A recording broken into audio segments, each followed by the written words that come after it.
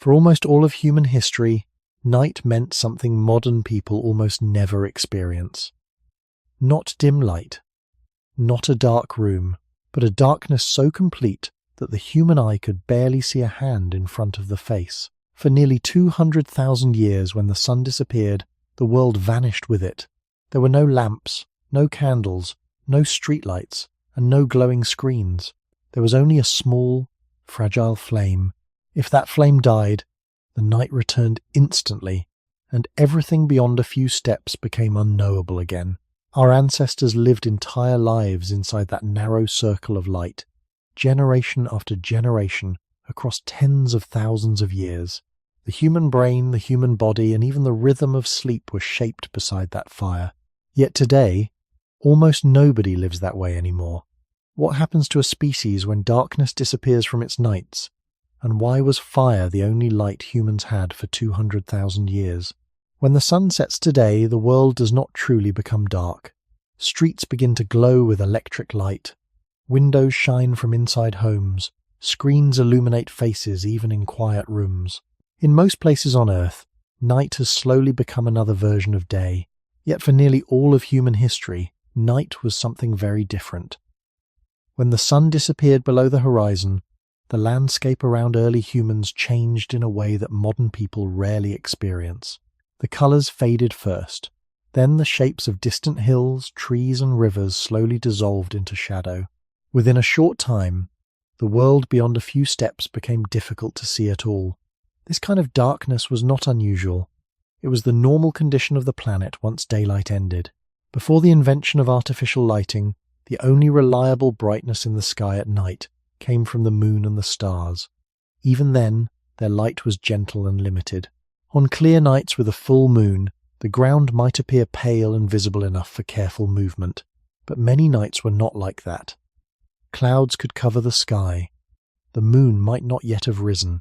During those hours, the natural world entered a deep darkness that surrounded everything. In those conditions, human vision could only gather fragments of information. Shapes were uncertain. Movement was difficult to interpret. The horizon itself could disappear into one continuous shadow. For a species that depends strongly on sight, this environment changed the way life unfolded after sunset.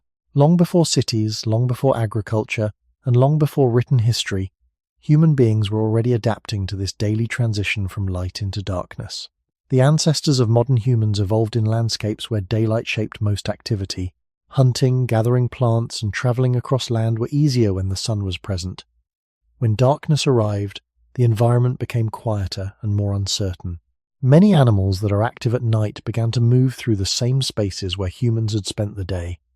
In this sense, sunset marked a natural boundary in the rhythm of life. For thousands upon thousands of generations, people experienced this boundary every single day. The human body still carries traces of that long history. Our eyes adjust slowly when moving from light into darkness.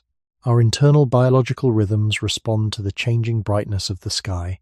Even the feeling of calm or fatigue that appears in the evening is connected to signals shaped during a time when nights were much darker than they are today.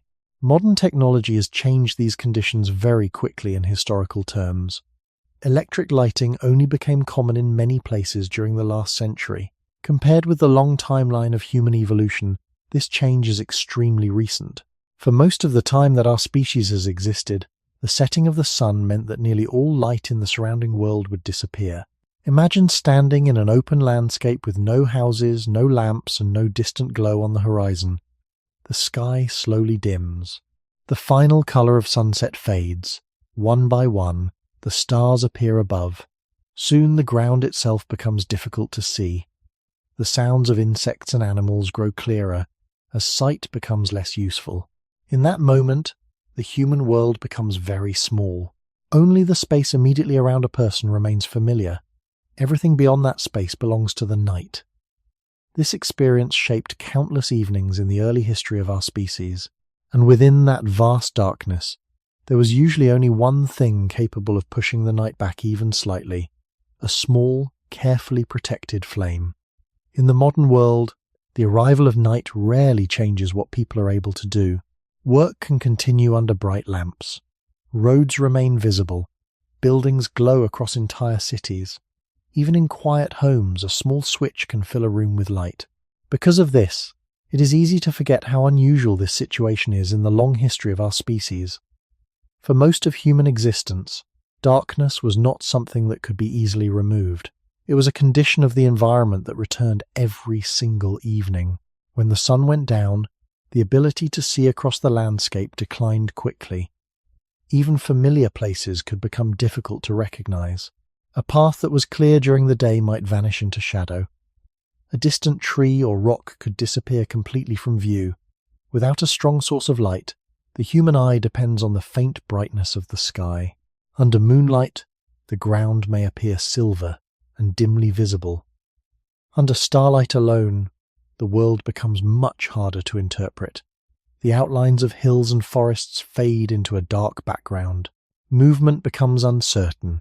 Sounds begin to carry more meaning than sight. These conditions shape the habits of people living long before written records. The daily rhythm of activity followed the movement of the sun. During daylight hours, humans moved across the landscape to gather plants, track animals, and maintain the places where they lived. When evening approached, the changing light signaled that the environment would soon become harder to navigate. This pattern appears repeatedly in studies of traditional hunter-gatherer societies observed in recent centuries. While every group has its own customs, daylight generally provides the clearest and safest conditions for movement across unfamiliar terrain. Darkness, by contrast, reduces visibility and makes travel slower and more cautious. These simple environmental limits were present for countless generations of early humans. The ancestors of modern people did not live in a world filled with constant illumination. Instead, they experienced a planet where daylight and darkness formed a strong boundary between two different phases of the day. The first phase belonged to movement, work, and travel. The second phase was quieter and more restricted. Archaeological research suggests that many early human campsites were organized around places where people could gather together during the evening. This pattern appears in sites where traces of repeated occupation are found, areas where stone tools, food remains, and other materials accumulate over time. Such places hint at a daily cycle in which people return to a central location after spending hours moving through the surrounding landscape. The arrival of night did not mean that all human activity stopped. Instead, it meant that activity changed its form. Movement across large areas became less practical, while smaller spaces close to camp became more important. Within those spaces, people could share food, repair tools, and remain close to one another until morning. In the absence of strong artificial lighting, the environment itself encouraged this shift toward closeness and stillness. Darkness gently reduced the scale of the human world each evening. The open landscape that had stretched far into the distance during daylight gradually contracted into a much smaller area. Beyond that small area, the terrain remained present but hidden. Early humans therefore experienced the night not simply as a time of rest, but as a natural narrowing of space. And within that narrowed space, a single element slowly became central to human life after sunset: the presence of fire. As evening deepened in the ancient landscapes where humans lived, the world changed not only in brightness, but also in scale. During the day, a person could look across open ground and see hills, trees, rivers, and distant movement. The land appeared wide and continuous. When darkness arrived, that wide landscape quietly withdrew from view. The edges of vision moved inward. Shapes that had once been clear at a distance faded into shadow. The horizon itself often disappeared. In those moments, the human world became smaller, defined only by what could still be seen nearby. This was not a rare or dramatic event. It happened every day, in every place where early humans lived. Long before cities or permanent settlements existed, people experienced the same gradual transition from daylight to darkness at the end of each day. For a species that relies heavily on sight, this shift naturally influenced behavior. When the environment becomes difficult to see, movement becomes slower and more careful. Activities that require clear vision, such as searching for plants, tracking animals, or traveling through unfamiliar terrain, become harder to continue. Because of this, the setting of the sun often marked a quiet turning point in the rhythm of life. The open landscape of daytime gradually gave way to a smaller circle of familiarity. Within that circle were the people who shared the same camp, the ground where they rested, and the few objects that remained visible in the fading light. Archaeological research suggests that early human groups frequently returned to certain places again and again. Some of these locations show repeated layers of activity, stone tools shaped and left behind, fragments of bone from meals, and traces of surfaces that were used many times. These sites hint at a pattern that likely repeated across thousands of generations. Movement during the day, followed by a gradual return toward a common gathering place as evening approached. The arrival of darkness did not necessarily mean immediate sleep. Instead, the pace of activity slowed. Voices became more important than distant sights.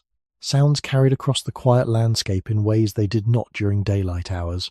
The rustle of wind through grass, the movement of animals in the distance, or the crack of branches in the forest all became more noticeable when sight could no longer provide clear information about the surrounding world.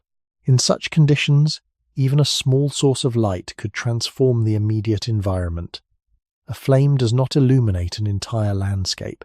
It cannot replace the brightness of the sun, but within a short distance it creates something extremely valuable, a stable point of visibility. The ground becomes clear again. Faces can be recognized. Hands can move with confidence while preparing food or shaping tools. The difference between total darkness and the light of a small fire is therefore much greater than the size of the flame might suggest.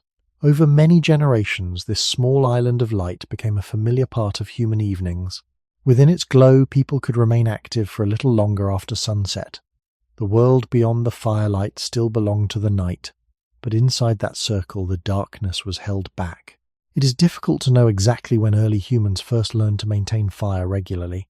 Archaeological evidence suggests that the controlled use of fire appeared gradually and may have varied across different regions and time periods. What is clearer is that once people were able to keep fire burning, it began to shape the structure of their evenings. After the sun disappeared and the land grew dark, the flame became the only reliable light that humans could create for themselves. For tens of thousands of years, that small flame quietly defined the boundary between the visible and the unseen. Most people today grow up surrounded by many kinds of light. A room can be bright with the press of a switch. Streets remain visible long after sunset. Vehicles carry powerful headlights through the night. Because these sources of light are so common, it is easy to imagine that human history has always contained many different ways to illuminate darkness. Yet when we look carefully at the timeline of human existence, a very different picture begins to appear. Homo sapiens as a species has existed for roughly 200,000 years. Agriculture began only around 10 to 12,000 years ago. Written history covers an even shorter span. Electric lighting, which now fills cities and homes, became common only during the last century. When these periods are placed beside the much longer span of human evolution, it becomes clear that artificial lighting is a very recent addition to human life. For the vast majority of generations who lived before us, the tools that now seem ordinary did not exist. Candles, oil lamps, gas lamps, and electric bulbs all belong to relatively late chapters of human history. Archaeological evidence suggests that some early forms of oil lamps appeared in certain regions thousands of years ago, often made from stone or clay and fueled by animal fat or plant oils. Yet these objects were part of settled societies that developed long after humans had already spent most of their history as mobile hunter-gatherers.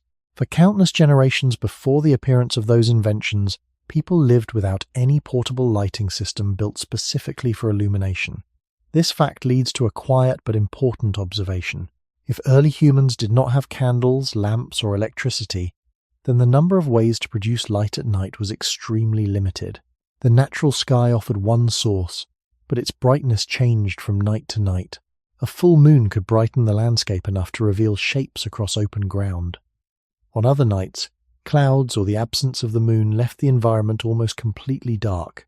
Unlike the dependable lights of the modern world, this natural illumination could not be controlled. It arrived and faded according to the movements of the sky. Human beings therefore spent most of their evolutionary history in a world where light was not something easily created. Instead, it was something that appeared naturally during the day and gradually disappeared each evening. Within that environment, the ability to generate light on demand would have been extremely valuable. Even a modest glow could extend the time during which people could see clearly. It could allow hands to continue working after sunset or make it easier to recognize the faces of companions nearby. But such controlled light was rare, and for a long time it existed in only one reliable form. Archaeological sites across Africa, Europe, and parts of Asia reveal traces of repeated burning layers of ash, charcoal fragments, and areas of soil that were exposed to high heat. These traces suggest that human groups learned to maintain fires in certain locations long before many later technologies appeared. Fire was not simply a natural event like lightning striking a tree. In these places, it appears to have been kept alive, protected, and used repeatedly. The significance of this practice becomes clearer when we consider the scarcity of other lighting methods available at the time. When the sky grew dark and the landscape faded into shadow, the controlled flame of a fire became more than warmth or a cooking tool. It was the only dependable light that people could create for themselves. Over many generations, this simple fact shaped how humans experienced the night. When people today think about light, they often imagine something that can be created almost anywhere. A small device in a pocket can illuminate a dark room. A lamp beside a bed can shine through the entire night. Bright light can be carried across streets, through forests, and along distant roads. Because this ability feels ordinary, it is easy to forget that for most of human history, light was not something that could be produced easily or moved from place to place. In earlier times, light existed mainly in two forms: the light that arrived naturally from the sky, and the light that came from burning materials. The sky provided the sun during the day and the moon and stars at night. Fire, by contrast, required effort and attention. It needed fuel, it needed protection from wind and rain, and once a flame began to fade, it had to be carefully maintained if people wished to keep it alive. This difference between natural light and controlled fire meant that the presence of light in human life was closely tied to the rhythms of the environment. Daylight arrived whether people prepared for it or not, but the glow of fire existed only where humans actively kept it burning. Archaeological studies of ancient campsites often reveal that certain locations were used repeatedly over time. In these places, scientists sometimes find layers of burned material, small pieces of charcoal, and soil that shows signs of exposure to heat. Such traces do not simply record a single moment when fire passed through the landscape. Instead, they suggest that people returned to the same spots and maintained fires again and again. These discoveries provide one of the clearest windows into how early humans interacted with light. When darkness spread across the land, a controlled flame could transform a small area into a place where people could still see and move with confidence. Hands that would otherwise struggle to work in darkness could continue shaping tools or preparing food. Faces that might disappear in shadow became visible again. Even a modest flame created a stable point of brightness in an otherwise dim world. Yet it is important to remember that fire was not the same as modern lighting. A campfire does not flood the landscape with light. Its glow reaches only a short distance before fading into darkness. The ground closest to the flame becomes visible first. Beyond that circle, shapes grow uncertain again. Trees and rocks appear only as darker silhouettes against the night. The environment outside the firelight remains largely hidden. For this reason, early human nights were likely defined by a sharp contrast between two spaces. Inside the reach of the fire there was warmth, visibility, and the presence of companions. Outside that reach lay a wider world that could still be heard but not clearly seen. The small circle of brightness around a flame therefore acted almost like a boundary. It separated the known space of the camp from the larger darkness of the surrounding landscape. Over long periods of time, people would have become familiar with this pattern. As evening approached, activities that required daylight gradually slowed. When the sky darkened enough that the ground could no longer be seen clearly, the presence of a flame became the only reliable way to restore visibility. Within that narrow glow, human life could continue a little longer before the night finally brought rest. For early humans, the ability to create light was not only limited, it was fragile. A flame could appear bright in the darkness, but it depended on many small conditions remaining stable. Wood or other fuel had to be gathered during the day. The flame had to be protected from wind strong enough to scatter sparks or extinguish the burning material. Rain could weaken the fire. Even a moment of neglect could allow the glowing embers to fade into ash. Because of this, maintaining fire was rarely a casual act. It required attention and continuity. Evidence from archaeological sites suggests that human groups often treated fire as something to be preserved rather than recreated each time it was needed. Before reliable methods of producing fire on demand became common, it was often easier to keep an existing flame alive than to start a new one. Embers could be sheltered under ash to remain warm through the night. Small pieces of fuel could be added gradually to prevent the fire from dying out. In some environments, people may have carried embers from one place to another while traveling, carefully protecting the heat that would allow a new fire to grow again. These practices remind us that fire was not simply an occasional convenience. It was something that required daily care. When evening approached and the sky began to darken, the presence of an active fire meant that light would remain available for a short time after sunset. Without it, the camp would quickly return to the same darkness that surrounded the rest of the landscape. This dependence on a single source of light likely influenced how early camps were organized. The fire naturally became a central point around which activity gathered. The brightest area lay closest to the flame. People sitting or working nearby could see one another clearly. Objects placed near the fire could be found easily in the glow.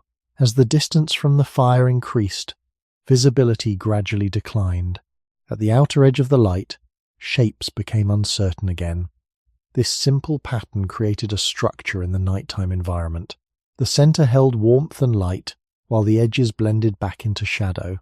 Such arrangements appear consistent with archaeological findings that show concentrations of tools, bones, and other materials near ancient hearths. These clusters suggest that many evening activities occurred within reach of the firelight. Beyond that small area, the landscape remained largely unchanged from its natural nighttime state.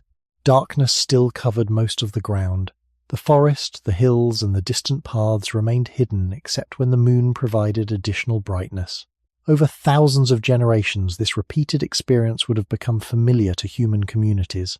Daylight expanded the visible world. Firelight temporarily restored a small portion of that visibility after sunset, and once the flame weakened or burned out, the night returned in full.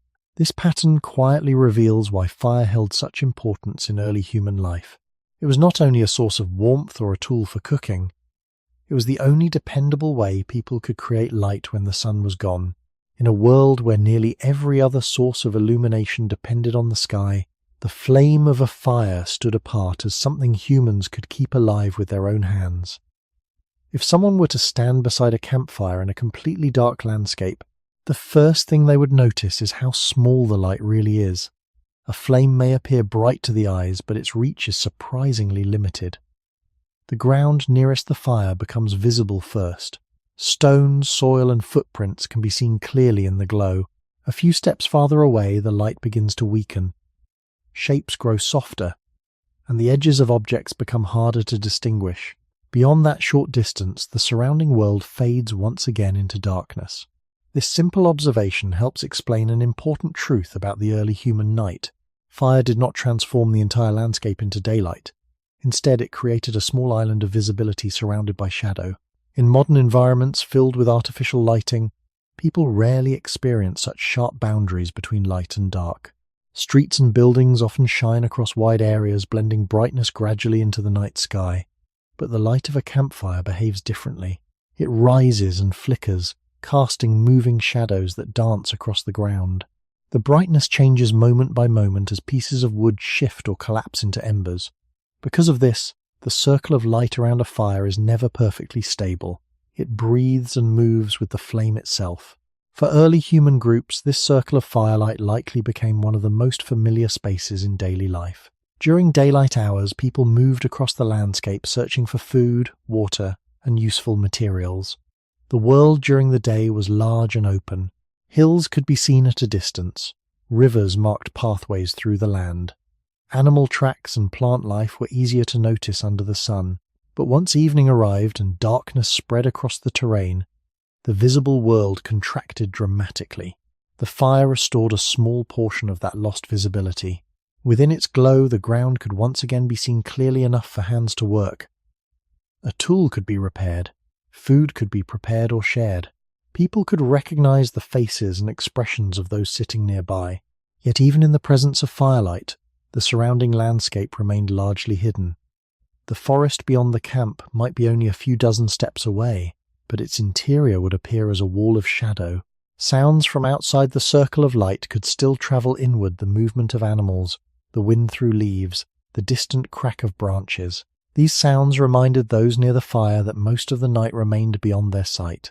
In this way, the fire created two distinct environments at once. Inside the light, there was warmth, visibility, and human presence. Outside the light, there was distance, uncertainty, and the wider natural world continuing its own nighttime rhythms. Over thousands of years, human communities would have become deeply familiar with this contrast.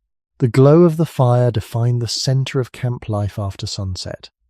People gathered where they could see one another and share the small space made visible by the flame. The farther someone moved from the fire, the less certain the world appeared. Eventually, the darkness became complete again. Because of this, the circle of firelight quietly shaped how humans arranged themselves in space during the night. It created a natural center where activity took place and a boundary where visibility ended. In the vast darkness of the prehistoric world, that small circle of light was often the only place where the human world remained clearly visible. The circle of light around a fire does more than illuminate the ground. It quietly reorganizes the space in which people exist. In daylight, the world stretches outward in every direction. A person standing on open ground can see hills, trees, animals, and pathways that lie far away. The landscape appears continuous and wide, but once darkness settles across the land, that wide view disappears. The fire does not restore the whole landscape. Instead, it redraws the boundaries of the human world. Only the space within its glow remains clearly visible. Everything beyond that glow continues to exist, but it becomes uncertain and distant to the eyes. Imagine sitting beside a small fire in a clearing surrounded by forest. The ground near the flames appears warm in color, lit by orange and yellow light. The shapes of nearby stones and branches can be seen easily. The faces of the people sitting nearby become clear as the fire moves and flickers, but just a few steps away from the flame, the brightness fades. The trees at the edge of the clearing stand as dark outlines against the night. Their trunks are visible for a moment when sparks rise from the fire, then disappear again into shadow. The deeper parts of the forest remain hidden entirely. This pattern creates a kind of natural boundary between two different worlds. Inside the firelight lies the space that humans can observe directly. It is the space where conversation happens, where tools can be handled, where food can be prepared or shared. Outside the firelight lies a much larger world that can still be heard and sensed but not easily seen. In that outer space, animals move through the landscape and the wind travels across grass and leaves. The contrast between these two environments would have been familiar to human communities across many generations. Archaeological research supports the idea that fires often served as the center of activity in ancient camps. In many sites, hearths appear surrounded by clusters of tools, bones from meals, and fragments of materials used by people. These patterns suggest that daily tasks often occurred close to the light and warmth of a fire. The arrangement of objects around these hearths hints at how humans organized their evening lives. Activities that required careful hand movement likely took place near the brightest part of the flame. Tasks that required less precision might have happened slightly farther away where the light was weaker. In this way, the fire not only provided illumination, but also structured the space around it. People naturally gathered within the area where the ground and their companions could still be seen clearly. This gathering effect may have strengthened social bonds within small groups. When the world beyond the firelight faded into darkness, attention naturally turned toward the people sharing the same circle of light. Voices carried easily across the small space. Faces could be watched as stories were told or experiences from the day were shared.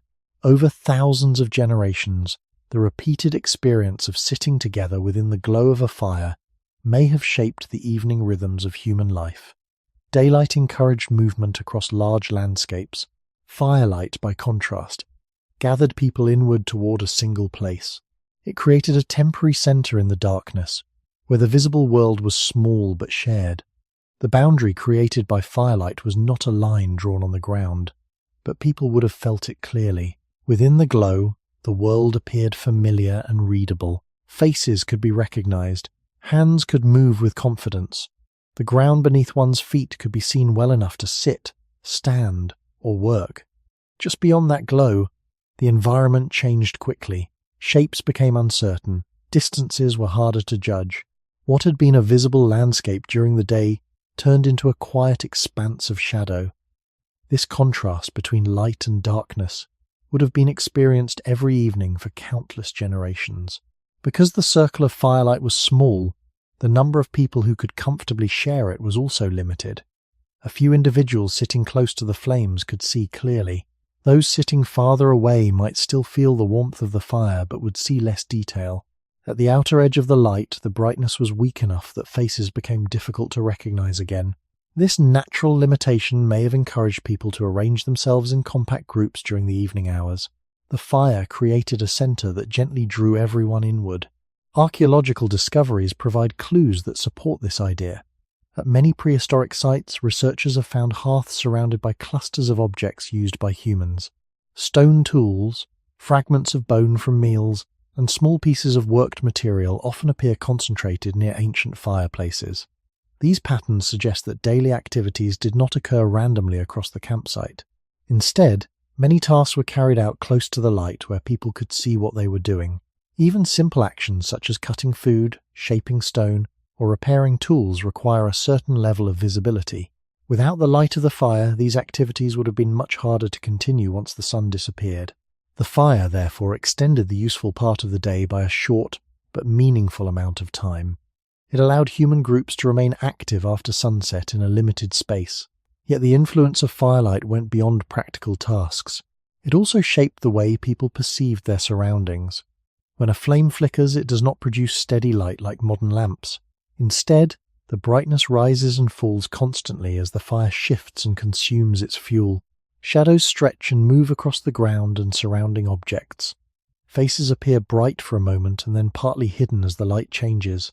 This movement of light and shadow gives the nighttime environment a very different character from daylight. The world inside the firelight feels alive and changing, while the darkness beyond remains still and unreadable. For people living in prehistoric landscapes, this contrast would have been deeply familiar.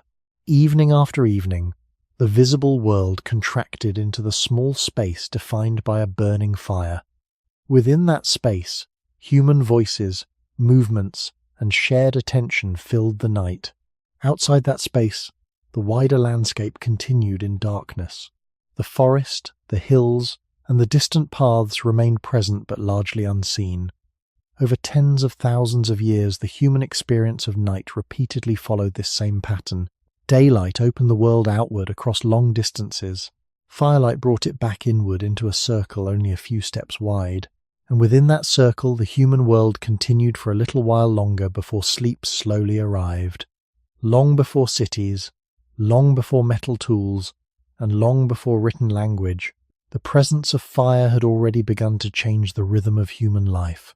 For early humans, fire was not only a source of light at night, it was also something that had to be discovered, protected, and slowly understood. In the natural world, fire often appears suddenly. Lightning can strike a tree and set dry wood burning. Wildfires can spread through grasslands or forests during periods of heat and wind. These events have always been part of the Earth's environment. Long before humans learned to control fire, flames already existed as a natural force on the landscape. Early human ancestors would likely have encountered fire in these natural settings. A burned tree or a patch of land recently touched by wildfire could leave behind glowing embers that remained warm long after the flames had passed. Such embers might continue to burn quietly for hours, sometimes even longer, depending on the materials involved. For a curious and observant species like humans, encounters with these remnants of natural fire may have provided the first opportunities to interact with flame. Instead of creating fire from nothing, early humans may initially have learned to keep existing fire alive. Archaeological evidence suggests that the controlled use of fire developed gradually over long periods of time. Scientists studying ancient sites sometimes find hearth-like areas where burned materials appear repeatedly in the same location. These traces can include charcoal fragments, ash layers, and soil that shows signs of heating. While it is difficult to determine exactly how early humans first learned to maintain fire, such evidence indicates that at certain points in prehistory, fire was no longer just a passing natural event. It became something people returned to, cared for, and used repeatedly. Learning to maintain a fire would have required attention and cooperation. Flames do not continue without fuel. Wood or other burnable material must be added regularly to keep the fire alive. If the supply runs out, the fire weakens and eventually disappears. Wind, rain, or damp ground can also make it harder for flames to survive. For this reason, a maintained fire was something that required daily effort. Someone needed to gather fuel. Someone needed to watch the flame. These small acts of care may have become routine parts of human life over time. The ability to maintain fire also created a new relationship between humans and their environment. Instead of relying only on the natural cycle of daylight and darkness, people could now extend light and warmth slightly beyond sunset. A small fire burning in a camp allowed activities to continue for a short period after the sky grew dark. Even though the circle of light was limited, it changed the experience of night. It allowed human groups to remain together in a visible space while the rest of the landscape faded into shadow. Over many generations, this practice likely became deeply familiar. The fire was not simply an object that produced light. It was something that had to be protected and carried forward from one evening to the next. When morning arrived and daylight returned, the fire might be reduced to a bed of glowing embers. These embers could later be revived with fresh fuel when night approached again. In this way, the same fire could sometimes continue across many days. The act of keeping fire alive therefore became a quiet link between successive nights. Each evening's light depended on the careful preservation of the flame from the day before. Keeping a fire alive was not a single moment of discovery but a continuous process of attention.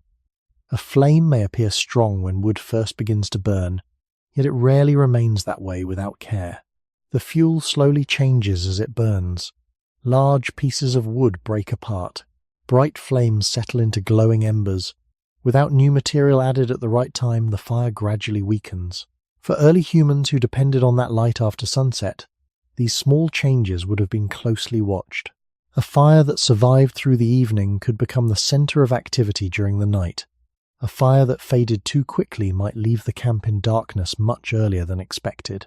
Because of this, maintaining fire was likely a shared responsibility within human groups. Gathering fuel probably began during daylight hours when people moved through the surrounding landscape.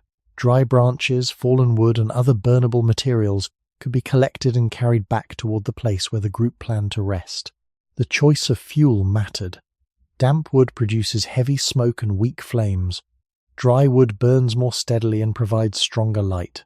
Over long periods of time, people would have become familiar with these differences simply through repeated experience. Each evening offered another opportunity to observe how different materials behaved when placed into a fire. The structure of the fire itself also influenced how long it lasted.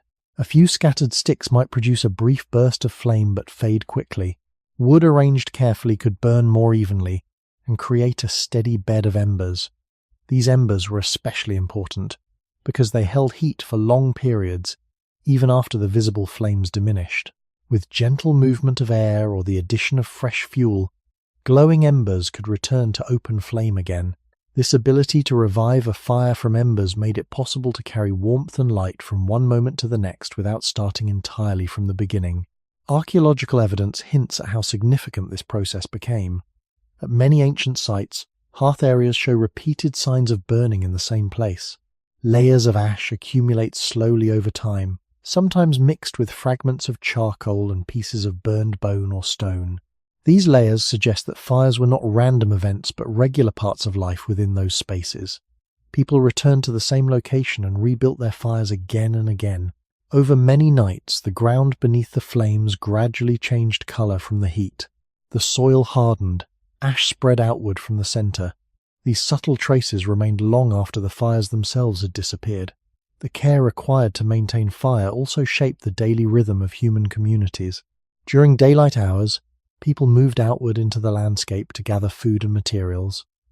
As evening approached, attention shifted toward preparing the camp for night. Fuel needed to be ready. The fire needed to be strong enough to produce light after sunset. Once the flame was burning steadily, the group could gather around it as darkness slowly covered the surrounding land. In this way, the presence of fire connected the activities of day and night. The work done while the sun was high, collecting fuel and preparing the camp, made it possible for light to exist after the sky had grown dark. Through thousands of evenings like this, humans developed a quiet understanding of how to keep fire alive. Once people learned to keep fire alive from one evening to the next, the flame slowly became more than a temporary tool. It became something that connected days together. A fire that survived through the night did not simply provide warmth and light in that moment. It carried forward the possibility of light for the following evening as well. Instead of beginning each night in complete darkness, a group that preserved its embers could revive the fire quickly when the sky grew dim again. In this way, fire gradually shifted from being an occasional event in the landscape to something that existed continuously within human life. The quiet glow of embers in the morning could be seen as a promise that the coming night would not be entirely dark. Reviving a fire from embers required patience but not necessarily great effort. When fresh fuel was placed carefully onto warm coals, small flames could appear again within a short time. A few gentle breaths or movements of air might help the embers brighten and ignite the new material. Over many generations, these simple actions likely became familiar habits. People learned that a fire did not have to vanish completely at the end of each night. With attention and care, its heat could be preserved and awakened again. Archaeological discoveries support the idea that early human fires were often maintained rather than repeatedly started from scratch. At many prehistoric sites, the remains of hearths show evidence of prolonged or repeated burning in the same location. Layers of ash build gradually, sometimes mixed with charcoal fragments and heat-altered stones. These layers suggest that fires were used again and again within the same small area, indicating that people returned to them regularly. The hearth became a fixed point within the camp, a place where light and warmth could be expected to appear when evening arrived. Maintaining fire also had an important effect on the experience of night itself. Without fire, the setting of the sun would quickly bring complete darkness to the camp. With fire, the transition into night became slower and more controlled. The glow of the flames extended visibility for a short time after sunset. The circle of light allowed people to remain active, speak with one another, and prepare for rest before sleep eventually arrived. This extension of light was modest, but it was meaningful. It created a period of shared time between the end of daylight and the quiet of night. The same flame that illuminated the evening could also guide the morning. When the first light of dawn appeared on the horizon, the fire might still be glowing softly with embers beneath a layer of ash. These embers could be stirred to produce warmth again in the cool hours before sunrise. In this sense, the fire formed a bridge between two parts of the day, the fading light of evening and the returning light of morning. Through thousands of years of repeated experience, this small continuity would have become part of the rhythm of human life. The flame that pushed back the darkness each night was rarely large, but its presence carried a quiet importance. It meant that when the sun disappeared, the world did not immediately vanish from sight. A small portion of it could remain visible a little longer, held within the fragile glow of a carefully protected fire. When a fire burns steadily in the center of a campsite, it changes more than the light of the night. It also changes the way people arrange themselves around one another. During the day, human movement often spreads outward across large distances. People travel through forests, across plains, or along rivers searching for food and useful materials. Each person may walk in a slightly different direction, following tracks, gathering plants, or exploring the surrounding terrain. Daylight allows this kind of movement because the landscape remains visible. Hills, trees, and landmarks guide the path. Once evening arrives and darkness spreads across the land, that freedom of movement becomes much more limited. Even a familiar landscape can feel very different when it cannot be clearly seen. Paths that were easy to follow during the day may disappear into shadow. Objects that once marked direction are harder to recognize. Because of this, early humans likely spent less time traveling across the land once night began. Instead, attention shifted toward the place where the group gathered to rest. In many prehistoric camps, that place was organized around a fire.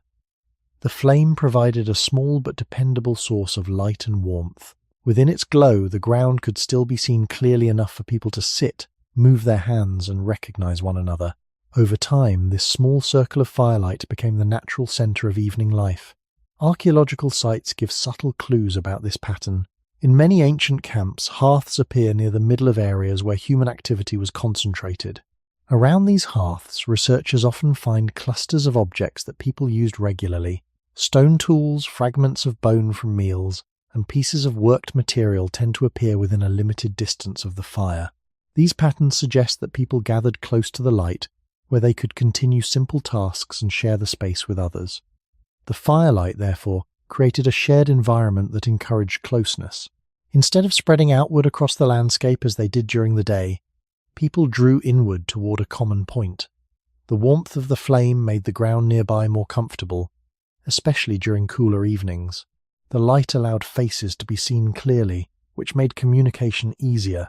Even the sound of voices carried differently in the quiet of the night, making the small circle of people feel connected to one another.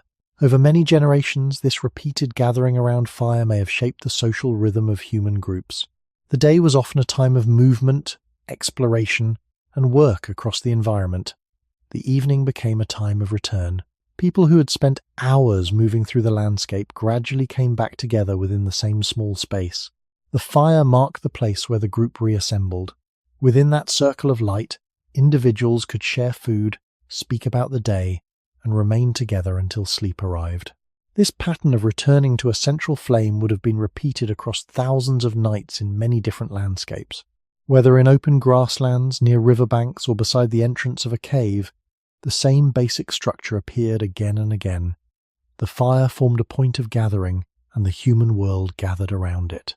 In the vast darkness of prehistoric nights, that small circle of light quietly became one of the first places where human communities spent time together after the work of the day had ended. As people gathered around the fire at the end of the day, the small circle of light gradually became more than a place for warmth and visibility. It also became a place where attention turned toward other people. During daylight hours, much of human awareness was directed outward into the landscape. Eyes searched for movement in grass, tracks in soil, or signs of food among trees and plants. The environment required constant observation, but when darkness settled across the land and the group gathered near the fire, the direction of attention slowly shifted inward. Instead of watching distant ground, people watched one another. Within the firelight, faces became the most visible features in the night. The flickering glow illuminated expressions, gestures, and the movements of hands. In the quiet hours after sunset, these small signals became easier to notice than anything beyond the edge of the light. The outside landscape still existed, but it was largely hidden in shadow. The human world inside the circle of firelight, therefore, became the most readable environment available. Archaeological research cannot record conversations or expressions from the distant past, but it does provide hints about how these gatherings may have worked. At many ancient campsites, hearths appear surrounded by evidence of repeated activity.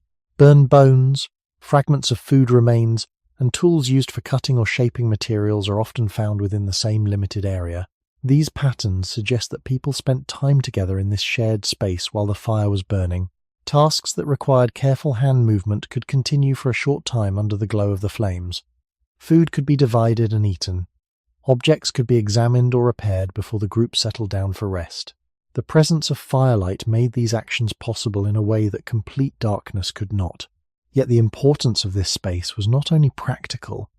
The firelight also created a moment in the day when the pace of activity slowed. The search for food had already ended. The long movements across the landscape were finished for the day. The group had returned to a common place. In this calmer setting, the attention of individuals could shift from the demands of the environment to the presence of the people around them. Voices could be heard clearly within the small circle of light. The flicker of the flames made faces visible enough to follow expressions and gestures. Even the rhythm of conversation might have felt different at night than during the busy hours of daylight. Over thousands of generations, evenings around the fire may have become one of the most consistent social moments in human life. Daylight scattered individuals across the land as they searched for resources. Firelight gathered them back together again. This repeated pattern likely strengthened familiarity and cooperation within small groups. Each evening offered another chance for people to sit close together, share food, and remain within the same circle of warmth and light. In a world where darkness quickly covered the landscape after sunset, the fire created a brief extension of shared human time before sleep. As the fire continued to burn through the evening, its light slowly shaped the final hours of the human day. During daylight, life moved outward across large spaces. People followed animal tracks, searched for edible plants, gathered wood, or traveled between familiar places in the landscape. The open world of the day allowed movement in many directions. But once darkness spread across the land, that wide environment gradually withdrew from sight. The fire created a small space where the day did not end immediately. Inside the glow of the flames, people could still see the ground clearly enough to remain active for a while longer. This extension of the evening was modest, yet it changed the experience of night. Instead of darkness arriving suddenly and stopping all activity, the fire created a gentle transition between the brightness of day and the stillness of sleep. Within this circle of light, the pace of movement naturally slowed. Tasks that required long travel across the landscape had already ended. What remained were smaller actions that could be performed close to the fire. Food gathered earlier in the day could be shared. Tools might be inspected or adjusted. A piece of wood could be shaped or prepared for future use. These quiet tasks required only a small amount of light and could continue comfortably within the warm glow of the flames. Archaeological discoveries support this image of evening life. At many prehistoric campsites, scientists have found concentrations of objects near ancient hearths. Fragments of animal bones, broken stone tools, and other small materials often appear clustered within a short distance of where the fire once burned. These patterns suggest that people repeatedly returned to the same place to carry out everyday activities while the fire was lit. The hearth acted almost like a center point for the camp. Around it, the visible human world gathered each night. The fire also created a moment when the sounds of the surrounding landscape became more noticeable. During the day, the noise of human movement often filled the environment. Footsteps across dry ground, the breaking of branches, and the activity of searching for food all created constant motion. In the evening, when people gathered close to the fire and the landscape grew darker, those sounds gradually faded. In their place, the quieter sounds of the night became clearer. Wind moving through grass or leaves could be heard more easily. Distant animals might move somewhere beyond the edge of the light.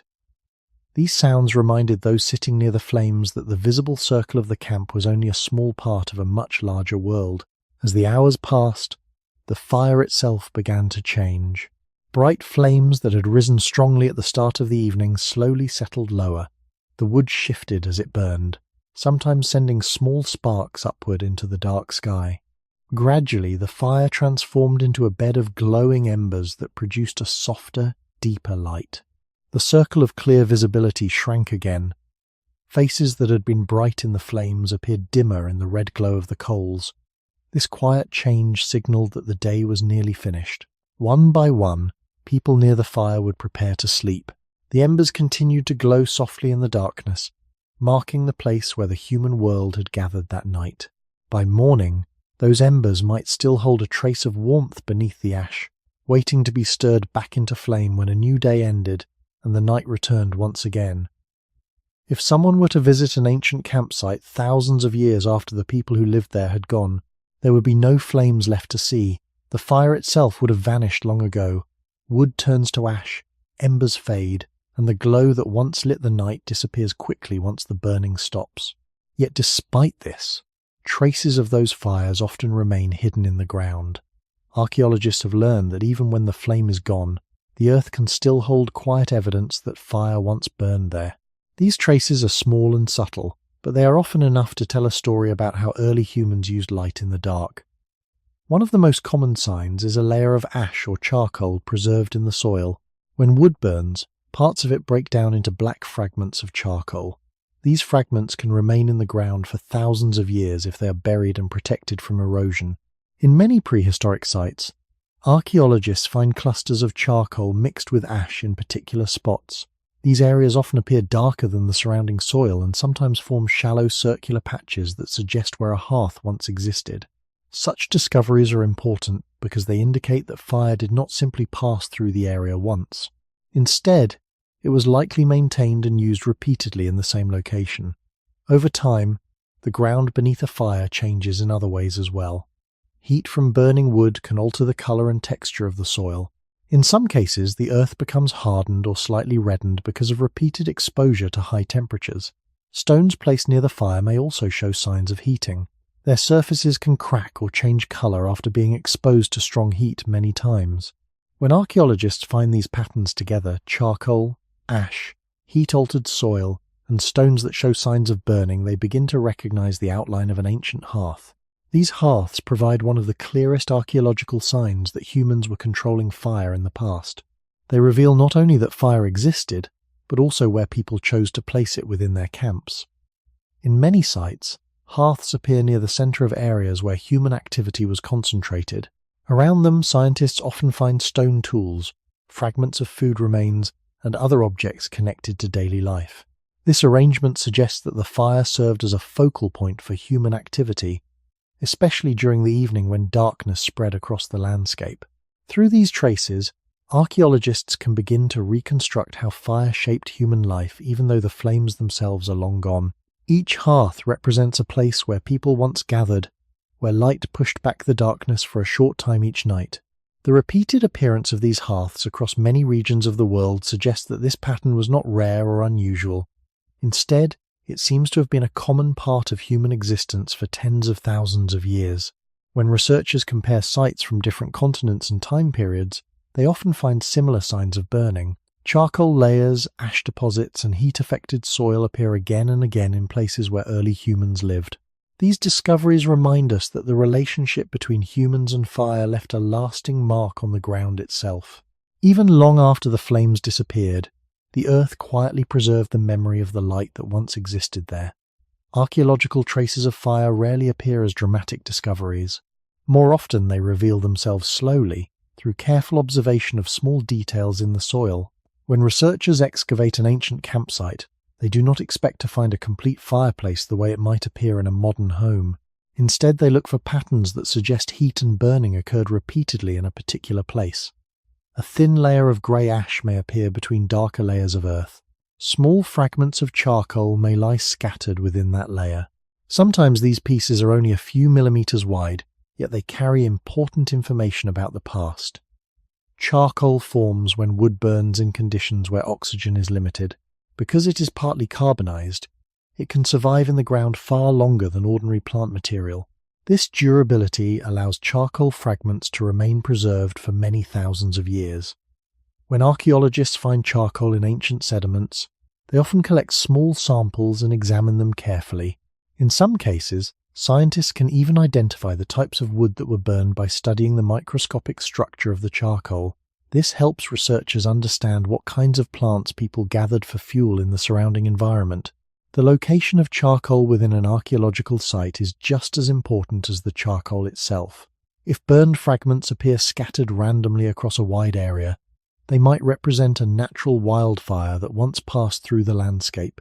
But when charcoal appears concentrated in a particular spot, often mixed with ash and heat-altered soil, it suggests a different story. Such patterns indicate that fire burned repeatedly in that same place, likely under human control.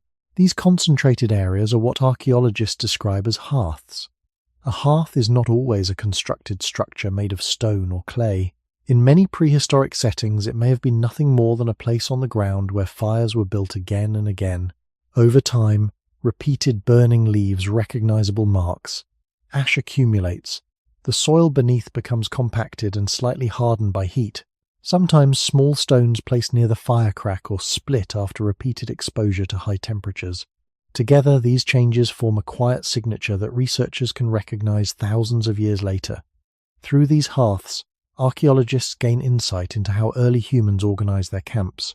The presence of a hearth suggests that people returned to the same place multiple times. Fires were not started randomly across the landscape, but often maintained in locations that became familiar gathering points. Around these hearths, researchers frequently discover other traces of human activity. Stone tools used for cutting or scraping may lie nearby. Fragments of animal bone from meals can appear in the same layers of soil. Occasionally, pieces of burnt bone indicate that food was prepared or warmed near the flames. These discoveries help scientists understand how closely fire was connected to everyday life. The hearth was not simply a place where wood burned. It was a central location where light, warmth, food preparation, and social activity came together. Even though the flames themselves disappeared long ago, the ground still preserves the faint outlines of those repeated evenings, when small fires illuminated the dark landscapes where early humans lived. Over long stretches of time, the quiet traces of fire began to appear again and again in places where humans once lived. These traces are rarely dramatic. There are no standing flames preserved in the ground, and no glowing embers waiting to be discovered. Instead, the evidence appears as small changes in soil, fragments of charcoal, and layers of ash that accumulated slowly while fires burned night after night. To someone walking across the landscape today, these signs might seem almost invisible. Yet when archaeologists study the earth carefully, they begin to recognize patterns that repeat across many different regions of the world. These patterns reveal how often fire was present in human life. Evidence of ancient hearths has been found in caves, open-air campsites, riverbanks, and sheltered valleys where people once stopped during their movements across the land. In caves, the traces are sometimes easier to preserve because the interior protects ash and charcoal from rain and wind. Layers of sediment can gently cover the remains of fires, sealing them in place for thousands of years. In open campsites, the evidence may be thinner, but it can still survive if buried beneath later soil or plant growth. In both settings, the ground begins to record the repeated presence of burning. A thin band of ash may mark where a fire once burned. Charcoal fragments may lie scattered within the same layer. Beneath these remains, the soil itself may appear slightly reddened or hardened from repeated exposure to heat. When these clues appear together, they form the outline of an ancient hearth. One of the most interesting aspects of these hearths is that they often appear in similar positions across many different sites. Archaeologists frequently discover them near the center of areas where other signs of human activity are concentrated. Stone tools used for cutting or shaping materials may lie nearby. Fragments of animal bone from meals sometimes appear in the same layers. Occasionally, pieces of burnt bone suggest that food was prepared or warmed near the flames. When these elements are found together, they indicate that fire was not simply a natural event that passed through the landscape. It was something that people deliberately maintained in the places where they lived. Over time, repeated fires in the same location can create a layered record in the ground. A group may have used a campsite for a period, building a fire each evening while they remained there. Ash and charcoal slowly accumulated on the surface. Later, wind or rain might deposit a thin layer of soil above the remains. When people returned to the same location in a later season or year, they might build a new fire in almost the same place. Gradually, these cycles of use created stacked layers that archaeologists can still read today. Each layer marks another moment when fire illuminated the darkness for a human group. When researchers compare sites from different regions, a larger pattern begins to emerge. Hearths appear across wide areas of Africa, Europe, and Asia, in places where early humans lived. Although the exact dates and details vary from site to site, the overall picture suggests that the controlled use of fire became a common feature of human life over very long periods of time. The knowledge of how to maintain fire did not remain in one location. As humans moved across landscapes and eventually across continents, the practice traveled with them. In this way, the ground itself preserves one of the clearest signs of the human relationship with fire. Even after the flames disappeared and the people who tended them were gone, the earth continued to hold the faint record of those nights when a small circle of light existed in the darkness. For early humans, the value of fire did not end with the light it provided. The same flames that illuminated the night also brought warmth and changed the way food could be prepared. In many prehistoric environments, temperatures could fall quickly after sunset, especially in open landscapes or higher elevations. Even in regions that are warm during the day, the loss of sunlight often brings cooler air at night. A fire burning in the center of a campsite created a pocket of warmth within that cooling environment. People sitting near the flames could feel the heat spreading outward from the burning wood. This warmth made the ground nearby more comfortable and allowed groups to remain together through the evening hours. Archaeological and anthropological research suggests that the use of fire for warmth likely became an important part of human life in many regions. Early humans did not always have shelters that could block cold winds completely. Temporary camps were often simple and open to the surrounding landscape. In such conditions, the heat from a fire could make a noticeable difference in comfort and survival during colder nights. The same fire that pushed back the darkness also helped create a more stable place where people could rest. Fire also transformed another essential part of human life, the preparation of food. Long before agriculture, early humans relied on hunting animals and gathering plants from the landscape. Many of these foods could be eaten raw, but exposure to heat changes them in important ways. Cooking softens many plant fibers and animal tissues, making them easier to chew and digest. Heat can also change flavors and textures, sometimes making food more pleasant to eat. Evidence from archaeological sites shows that burned bones and other signs of cooking appear in association with ancient hearths. These remains suggest that early humans sometimes used fire to heat or cook parts of their meals. Exactly how frequently cooking occurred in the earliest periods remains an area of ongoing scientific discussion, but many researchers agree that fire eventually became closely connected to food preparation in human societies. Cooking also influenced the rhythm of evening activity around the fire. Food gathered or hunted during the day could be prepared and shared while the flames were still bright. The firelight made it easier to see what people were doing with their hands, and the heat allowed food to be warmed or cooked before it was eaten. This process naturally brought people together within the circle of light. Individuals who had spent the day moving through the landscape could return to the same place and share the results of their work. Over many generations, the fire became more than a tool for survival. It was a point where several parts of human life came together at once. Light allowed people to see after sunset. Heat made the environment more comfortable during cool evenings. Cooking changed the way food was prepared and consumed. Because all of these benefits came from the same source, the fire gradually became one of the most important features of the campsite. When night arrived and darkness spread across the land, the small flame in the center of the camp provided not only light, but also warmth and nourishment for the group gathered around it. The warmth and light of fire were important, but another effect of fire may have slowly changed the daily experience of human life in quieter ways. When food is exposed to heat, its physical structure begins to change.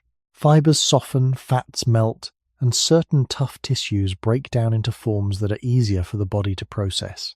Many plants contain structures that are difficult to chew when raw, and many animal tissues become tender only after heating. Fire therefore offered a way to transform foods that might otherwise require long chewing or might be harder for the body to digest. Anthropologists studying traditional societies have often observed that cooking can make a wide variety of foods easier to consume. Heat can soften roots, tubers, and fibrous plants. It can also break down connective tissues in meat, making them easier to chew and swallow.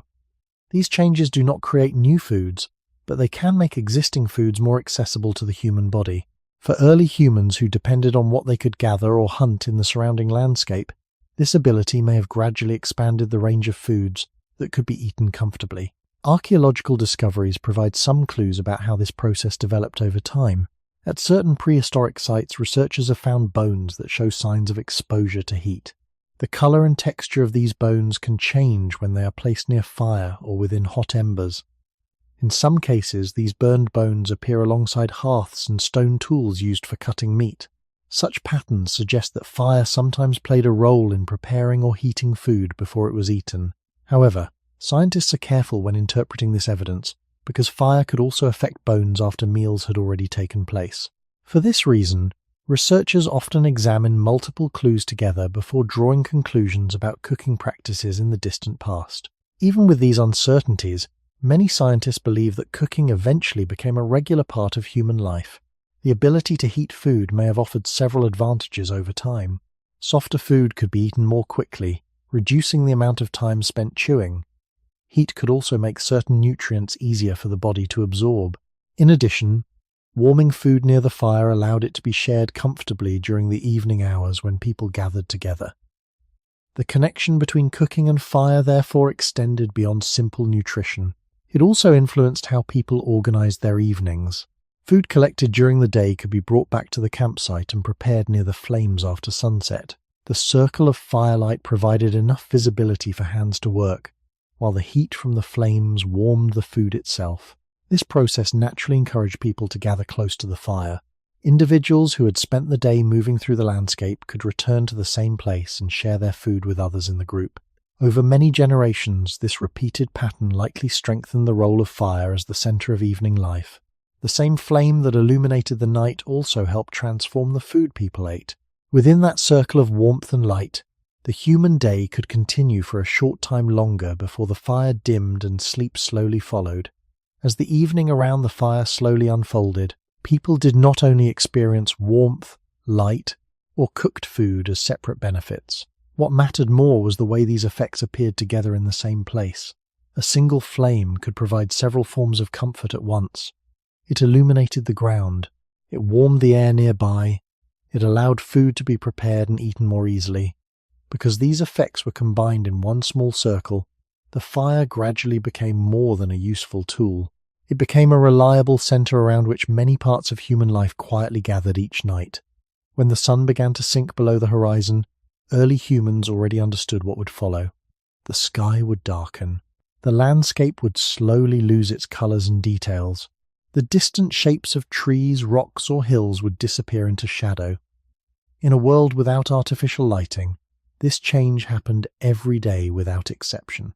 The coming of darkness was predictable, and because it was predictable, the presence of fire also became part of that daily expectation. Before the light fully disappeared, fuel had to be prepared. Dry wood gathered earlier during the day might be placed near the hearth.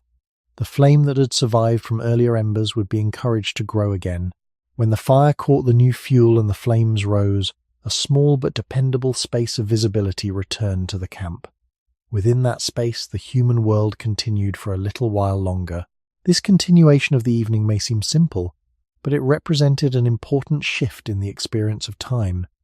Without fire, sunset would have marked an almost immediate end to activity. Darkness would have covered the ground so completely that only the faint light of the moon or stars remained. But the presence of fire softened that transition. The day did not end abruptly. Instead, it faded gradually into a period of shared evening life. Within the circle of firelight, people could finish the small tasks that daylight had not yet completed. Pieces of food collected during the day could be warmed or prepared. Tools that had been used across the landscape could be examined or adjusted. Even simple actions such as holding objects, tying materials, or arranging supplies became easier under the glow of the flames. These activities did not require bright daylight, only a small area where hands and objects could still be seen. At the same time, the fire encouraged people to remain close to one another. The warmth of the flames made the nearby ground more comfortable than the colder darkness beyond. The light allowed faces and gestures to remain visible. As the surrounding landscape disappeared into shadow, the group gathered naturally toward the center where visibility and warmth remained. Over many generations, this repeated experience likely became one of the most stable rhythms in human life. The day scattered people across wide areas as they searched for food or materials, while the evening brought them back together again. The fire marked the place where that return happened. Eventually, the flames would begin to change as the wood burned down. Bright fire slowly collapsed into glowing embers, and the tall flames softened into deeper red light. Shadows lengthened across the ground, and the circle of visibility grew smaller again. These changes signaled that the night was reaching its quietest hours. One by one, people near the fire would settle down to sleep while the embers continued to glow gently beneath the ash, preserving a small trace of warmth and light, even after the flames had faded. In the morning, those embers could sometimes be stirred back into flame with fresh fuel, allowing the same fire to return again when darkness arrived the following evening. Through countless repetitions of this cycle, the small flame at the center of camp became more than a temporary source of light. It became part of the daily rhythm that quietly connected the end of one day with the beginning of the next. For many thousands of years, the flame of a fire remained almost the only dependable light that humans could create after sunset. Yet over time, people in different parts of the world slowly began experimenting with ways to control light in smaller and more portable forms. These early attempts did not replace fire completely, but they represent the first steps toward lighting that could exist beyond the open flames of a campfire. Archaeologists studying ancient settlements have discovered objects that appear to have functioned as some of the earliest lamps. In several regions, small stone or clay containers have been found that show signs of burning oils or animal fats. These containers were often simple in shape, sometimes nothing more than a shallow depression carved into stone or molded into clay. A small wick made from plant fibers or twisted material could be placed in the oil, allowing the flame to burn slowly at the surface. Compared with a campfire, the light produced by these early lamps was very small. It would not illuminate a wide area or provide the warmth of burning wood. However, it had an important difference. A lamp could concentrate light in a controlled and steady point. Instead of a large flame consuming branches or logs, a tiny wick could burn slowly for a longer period of time using a small amount of fuel. This meant that people could carry light with them in a limited way, or place it beside them while performing small tasks. Evidence of such lamps has been discovered at certain archaeological sites dating back many thousands of years, particularly in later prehistoric and early agricultural societies. These findings suggest that as human communities became more settled, people began experimenting with different ways to manage light within homes, caves, or enclosed spaces. In environments where open fires produced smoke or required large amounts of fuel, a small oil lamp could provide a quieter and more controlled flame. Even so, these early lighting tools remained rare compared with the long history of open fires. For most of human existence, people still depended on the same source of light that had served their ancestors for countless generations. The fire in the center of a camp or hearth remained the brightest and most reliable form of illumination available after sunset. Lamps and other small flames were additions rather than replacements. They offered a different scale of light, but did not change the fundamental relationship between humans and darkness. The appearance of these early lamps does reveal something important about human curiosity and adaptation. Over time, people observed that certain oils and fats could burn slowly when exposed to flame. Instead of allowing all fuel to burn quickly in a large fire, they learned that a smaller flame could be sustained in a more controlled way. This discovery likely emerged gradually through experimentation with materials found in the environment. Animal fats, plant oils, and fibrous wicks all played roles in creating these early forms of lighting.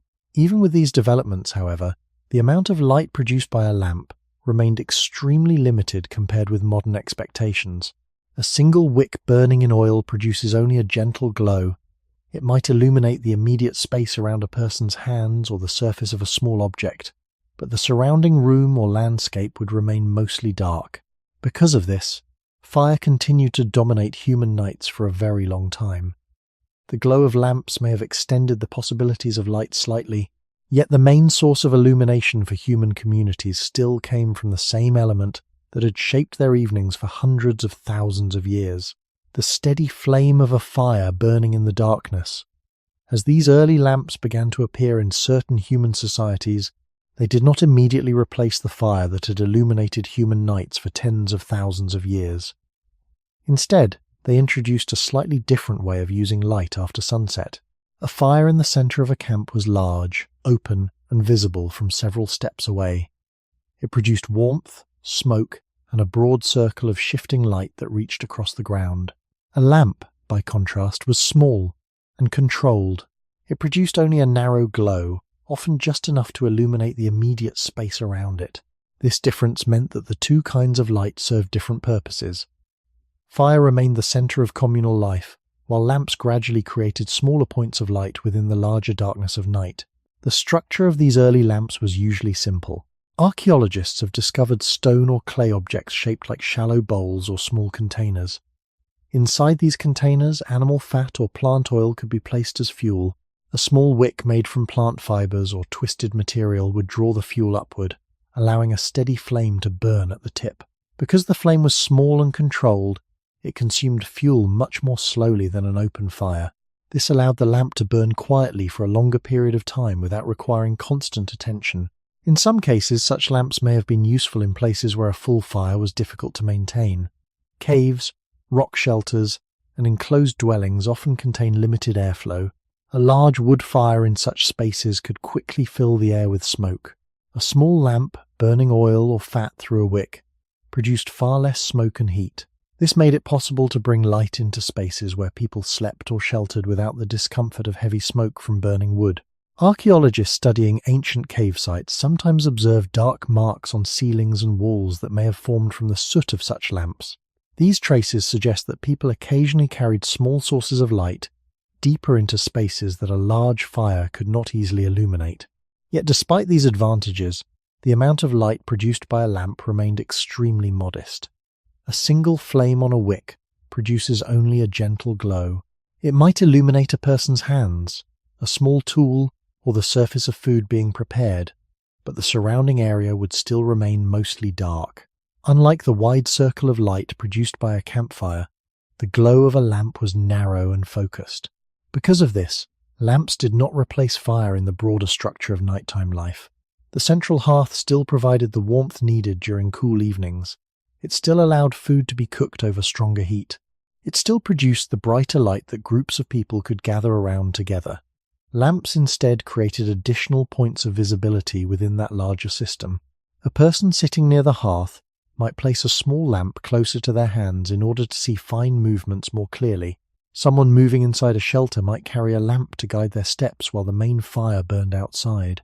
These small changes gradually expanded how humans could use light after sunset, but they did not fundamentally transform the experience of night. For most of human history, the landscape beyond the immediate glow of fire or lamp still belonged to darkness.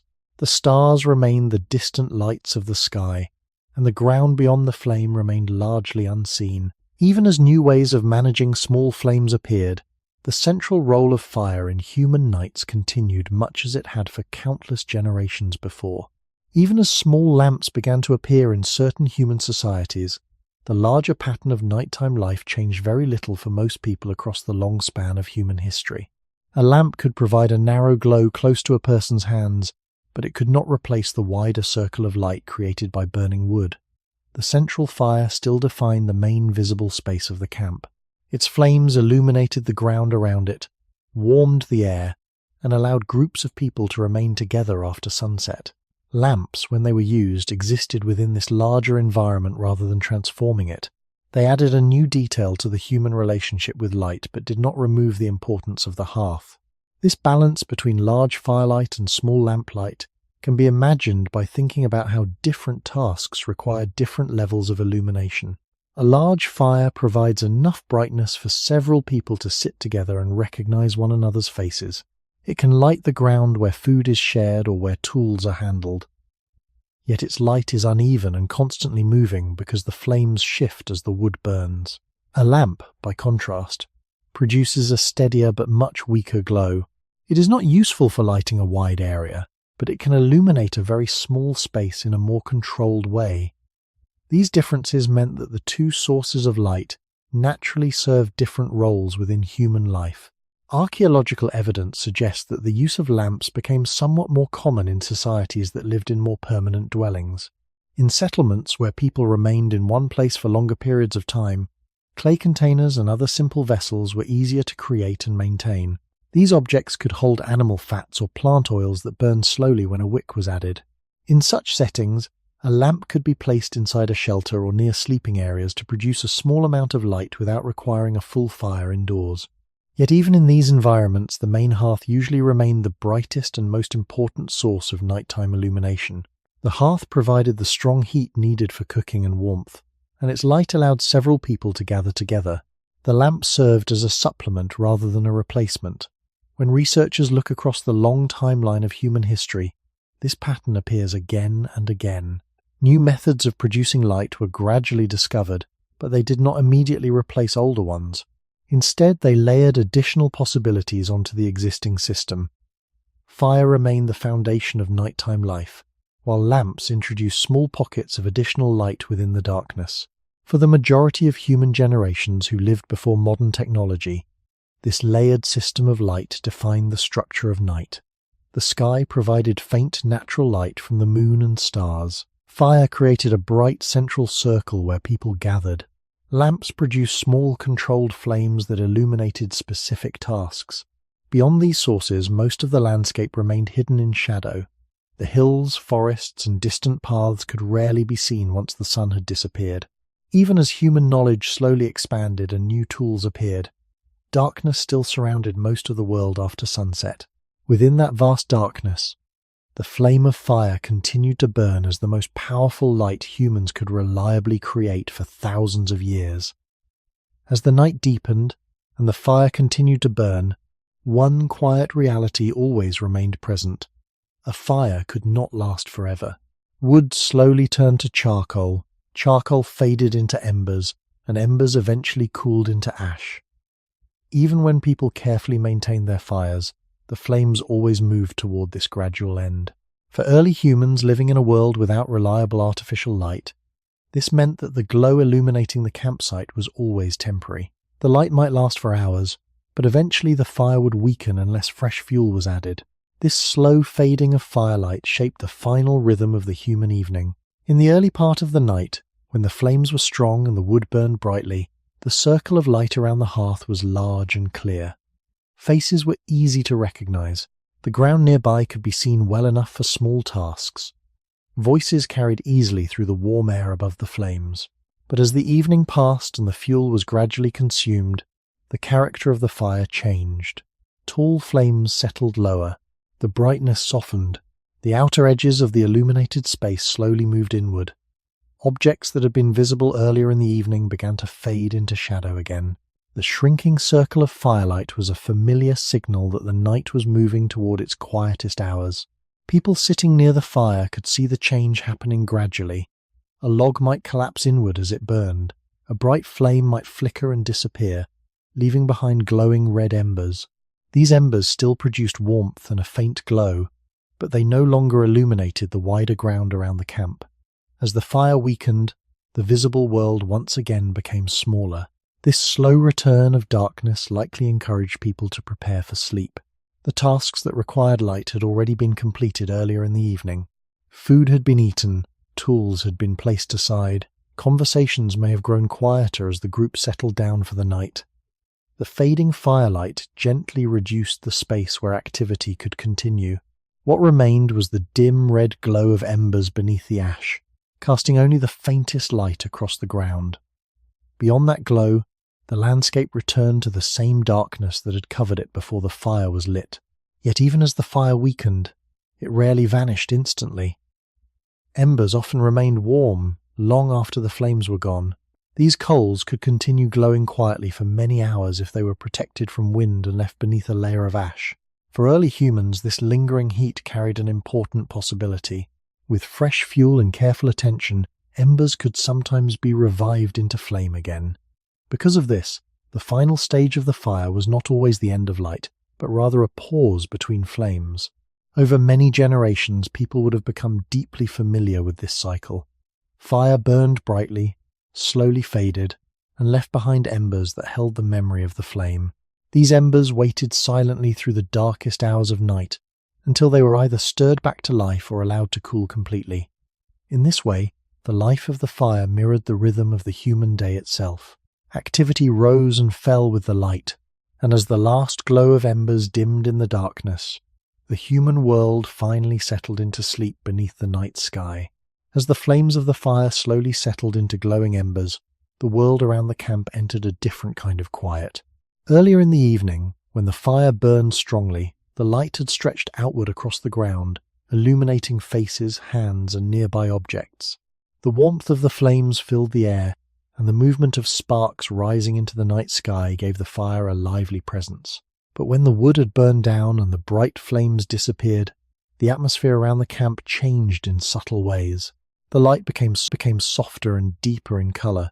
Instead of yellow and orange flames dancing upward, the fire now glowed red beneath a layer of ash. The circle of visibility shrank, and the shadows beyond it grew thicker. This transition from flame to embers would have been familiar to people who lived with fire every day. The change did not happen suddenly. It unfolded slowly as the fuel was consumed and the structure of the fire collapsed inward. A log that had once burned brightly might split and fall apart, revealing the glowing coals inside. Small sparks might appear briefly when pieces of wood shifted, then fade again into the dim light of the embers. These quiet movements were part of the nightly rhythm of the camp. People sitting nearby could watch the transformation as the evening moved toward its final hours. In the dim glow of embers, the ability to see clearly became more limited. Faces that had been illuminated earlier were now only partially visible. The ground beyond the immediate hearth faded into darkness once again. This reduction of light naturally slowed whatever activity remained. Tasks that required clear vision had already been completed while the flames were stronger.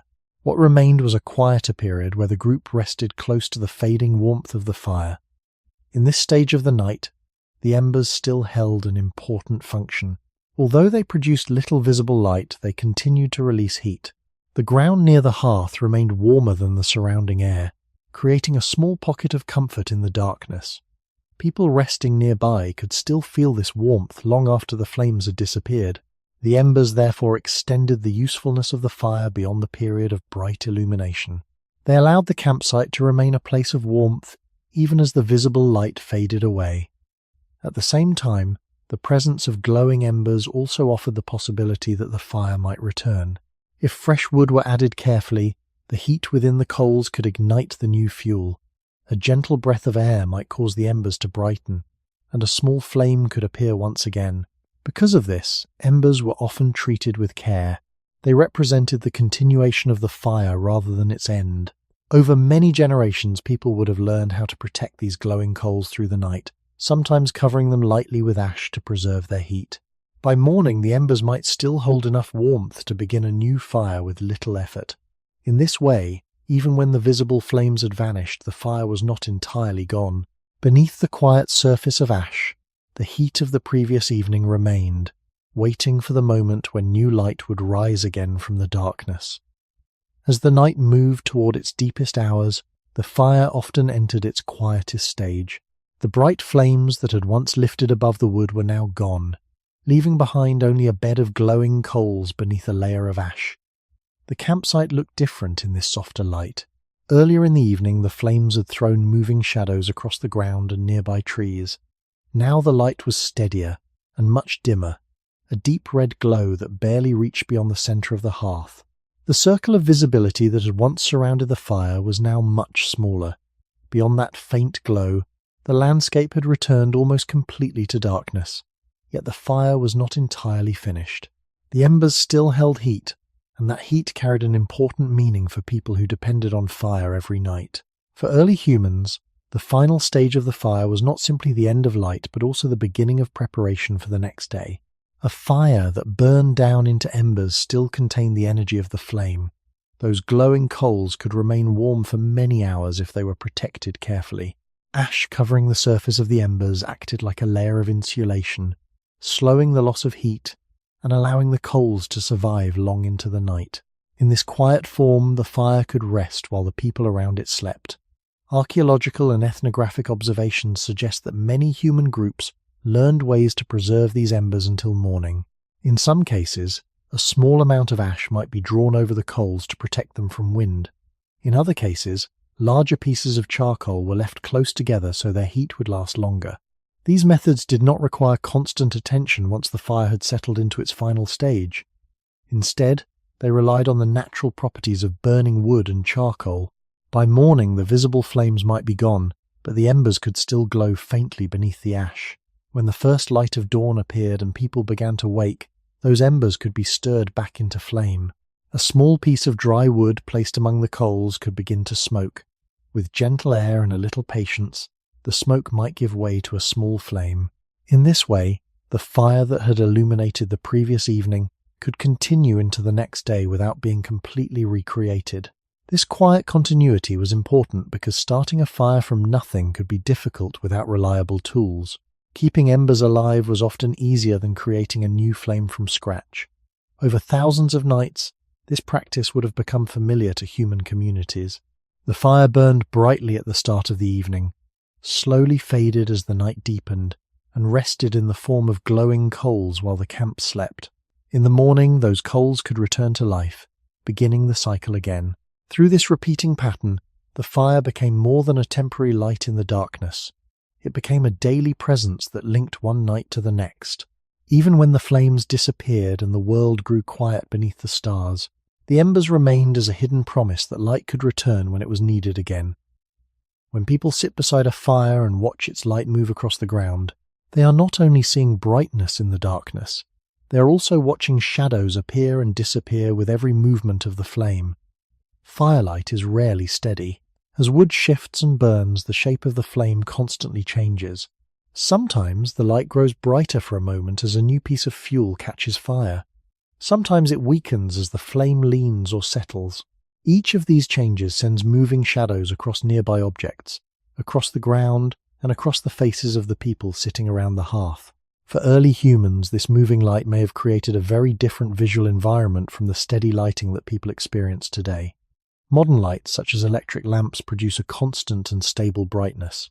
Shadows remain mostly fixed, and objects appear clearly defined. Firelight behaves differently. It creates a shifting world of light and darkness that moves continuously even when nothing else in the environment is changing. A branch lying on the ground might appear long and sharp in one moment, then blur and shorten as the flame flickers. The face of a person sitting nearby might suddenly glow bright, then fade into half shadow as the light moves. These visual changes may seem ordinary to anyone who has watched a campfire, but for early humans they would have been part of the nightly experience of light itself. The circle of firelight did not simply illuminate the camp, it animated it. The ground, the trees, and the people within that space appeared to move gently as shadows shifted around them. Anthropologists who study traditional societies sometimes observe that evenings around a fire often include conversation, storytelling, and shared attention among the group. Although the exact details of prehistoric conversations cannot be known, it is reasonable to imagine that the visual environment created by firelight helped shape how people experience those moments together. The flicker of the flame naturally draws the eyes toward the center of the fire. The warmth encourages people to sit close together. Within that shared space, faces and gestures become the most visible features of the environment. The changing light of the flames may also have influenced the way people perceived shapes and movement in the darkness beyond the fire. When shadows stretch and move across the ground, the human brain naturally tries to interpret what it sees. A shifting branch might briefly resemble an animal. A shadow cast by a person's hand might appear larger than expected when it reaches the ground or nearby rocks. These effects are not unusual. They are simply the result of light moving across uneven surfaces. Yet in a world where fire was the main source of illumination, such visual experiences would have occurred every evening. Over thousands of generations, human eyes and minds grew accustomed to this environment of flickering light and shifting shadows. The fire did not simply reveal the world at night. It created a particular kind of nighttime landscape where light was alive with movement. Within that small circle of brightness, the human world continued after sunset, while beyond the moving shadows, the larger darkness of the natural world remained silent and unseen. As people spent evening after evening within the glow of firelight, the visual experience created by the flame slowly became a familiar part of human life. Unlike the steady brightness of modern lamps, the light from a fire constantly changed as the wood burned. Flames leaned and straightened as air moved through them. Pieces of wood collapsed inward, briefly sending sparks into the air before settling into glowing coals. Each of these small changes altered the pattern of light around the camp. The result was a world where brightness and shadow were never completely still. For the human eye, this environment required a different kind of attention than daylight. During the day, sunlight spreads evenly across the landscape, allowing shapes and distances to appear stable and predictable. At night, beside a fire, the situation was very different. The light did not fill the entire space. It concentrated around the hearth and faded quickly into darkness. Within that limited circle, shadows moved across objects and people as the flame flickered. The human eye had to adjust constantly to these shifting patterns. A hand moving near the fire could cast a long shadow that stretched across the ground. A person leaning forward might suddenly brighten as their face moved closer to the flame. These changes were not unusual events. They were the normal visual rhythm of life around a fire. Over time, human perception likely adapted to this environment in subtle ways. The brain is skilled at recognizing patterns and interpreting movement, even when the available light is limited. When shadows shift across uneven ground, the mind quickly searches for familiar shapes. Sometimes these shapes resemble animals, branches, or human figures before the brain recognizes them as simple shadows created by firelight. These momentary impressions are a natural response to moving light in a dark environment. In a world where fire was the primary source of nighttime illumination, such experiences would have occurred frequently. Anthropologists studying modern groups who still gather around fires often notice how strongly the flame draws attention. The human eye is naturally attracted to movement and brightness, and the flicker of firelight provides both. People sitting near a fire tend to look toward the flames again and again as the shapes of the burning wood change. This repeated focus may help explain why the fire often becomes the center of attention during evening gatherings. The flame is not only a source of warmth and light, but also a moving point that the eyes naturally follow. Within this environment, communication between people becomes easier to observe as well. Faces are partially illuminated by the fire, allowing expressions to be seen even in low light. Hands moving through the glow can cast shadows that exaggerate gestures and movements. The combination of warmth, flickering light, and visible expressions creates a shared visual space that feels different from the wide brightness of the daytime landscape. While the open world of daylight encourages movement across distance, the shifting glow of firelight encourages attention toward the center of the group. In this way, the flame quietly shaped the experience of human evenings. It created a living pattern of light and shadow that surrounded people each night, defining the small space where human activity continued after the sun had disappeared. As the fire continued to flicker in the darkness, its shifting light did more than illuminate the space around the camp. It also created a visual environment where imagination and perception naturally blended together. When light moves unpredictably across uneven surfaces, the human brain often tries to interpret the shapes that appear within the shadows. A branch lying on the ground might momentarily resemble the outline of an animal as the firelight stretches its shadow across the earth. A hand moving between the flame and the ground can cast a shadow that grows larger and more distorted than the hand itself. These effects are not illusions in the strict sense. They are simply the result of moving light interacting with objects in a dark environment. Yet for people living in a world where fire was the main source of nighttime illumination, such visual transformations would have been part of the everyday experience of evening life. The fire did not produce a stable picture of the world. Instead, it created a landscape that seemed alive with movement, even when the surrounding environment remained still. The ground near the fire brightened and darkened as flames rose and fell. Shadows lengthened and shortened with every shift of the burning wood. Faces around the hearth appeared to change subtly as the light moved across them. These constant variations made the firelight environment different from the steady brightness that humans know today. The experience of watching fire may also have encouraged people to remain attentive to the center of the camp. Flames naturally attract the eye because they move continuously. Even when people are resting quietly, their attention often returns to the flame as it flickers and reshapes itself. This repeated focus can create a shared moment of observation among those sitting nearby.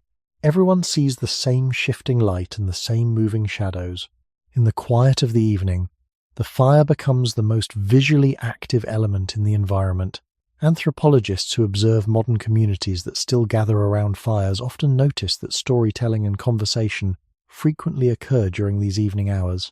Although the specific stories told by prehistoric humans cannot be known, it is reasonable to think that the environment created by firelight supported this kind of shared attention. When the landscape beyond the fire fades into darkness, the visible world becomes concentrated within the small circle of light. The people sitting together become the most important part of that world. Their faces, gestures, and voices are easier to notice when the rest of the landscape disappears into shadow. The fire, therefore, shaped not only how people saw the night, but also how they experienced time together after the day's work had ended. Within its glow, the human world became smaller and more focused. The wider landscape remained present beyond the darkness, but attention stayed close to the hearth where light and warmth still existed. Over thousands of generations, this repeated experience of evenings around fire helped define the way humans spent the final hours of the day. The flame illuminated a small space where people could see one another clearly, while beyond that circle the night remained vast, quiet, and largely unseen. For most of human history, the presence of fire remained the central way people experienced light after sunset. The hearth in the middle of a camp or dwelling created a small, visible world within the surrounding darkness. Yet as human societies gradually changed over time, new ways of producing light began to appear. These developments did not happen suddenly or everywhere at once. Instead, they emerged slowly in different places as people experimented with materials and techniques that could hold and control flame in new forms. One of the earliest changes came with the increasing use of oil lamps and simple containers designed specifically to hold burning fuel.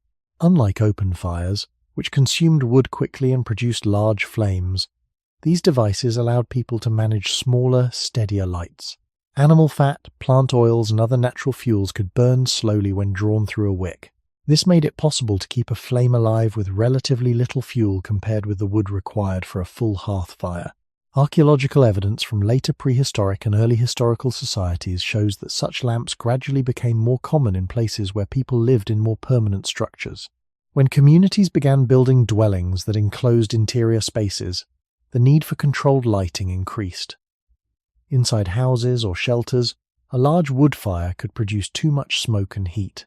A smaller flame held within a container provided a way to illuminate specific areas without filling the entire space with smoke. Clay lamps, carved stone vessels, and other simple containers appear in many archaeological records from different regions.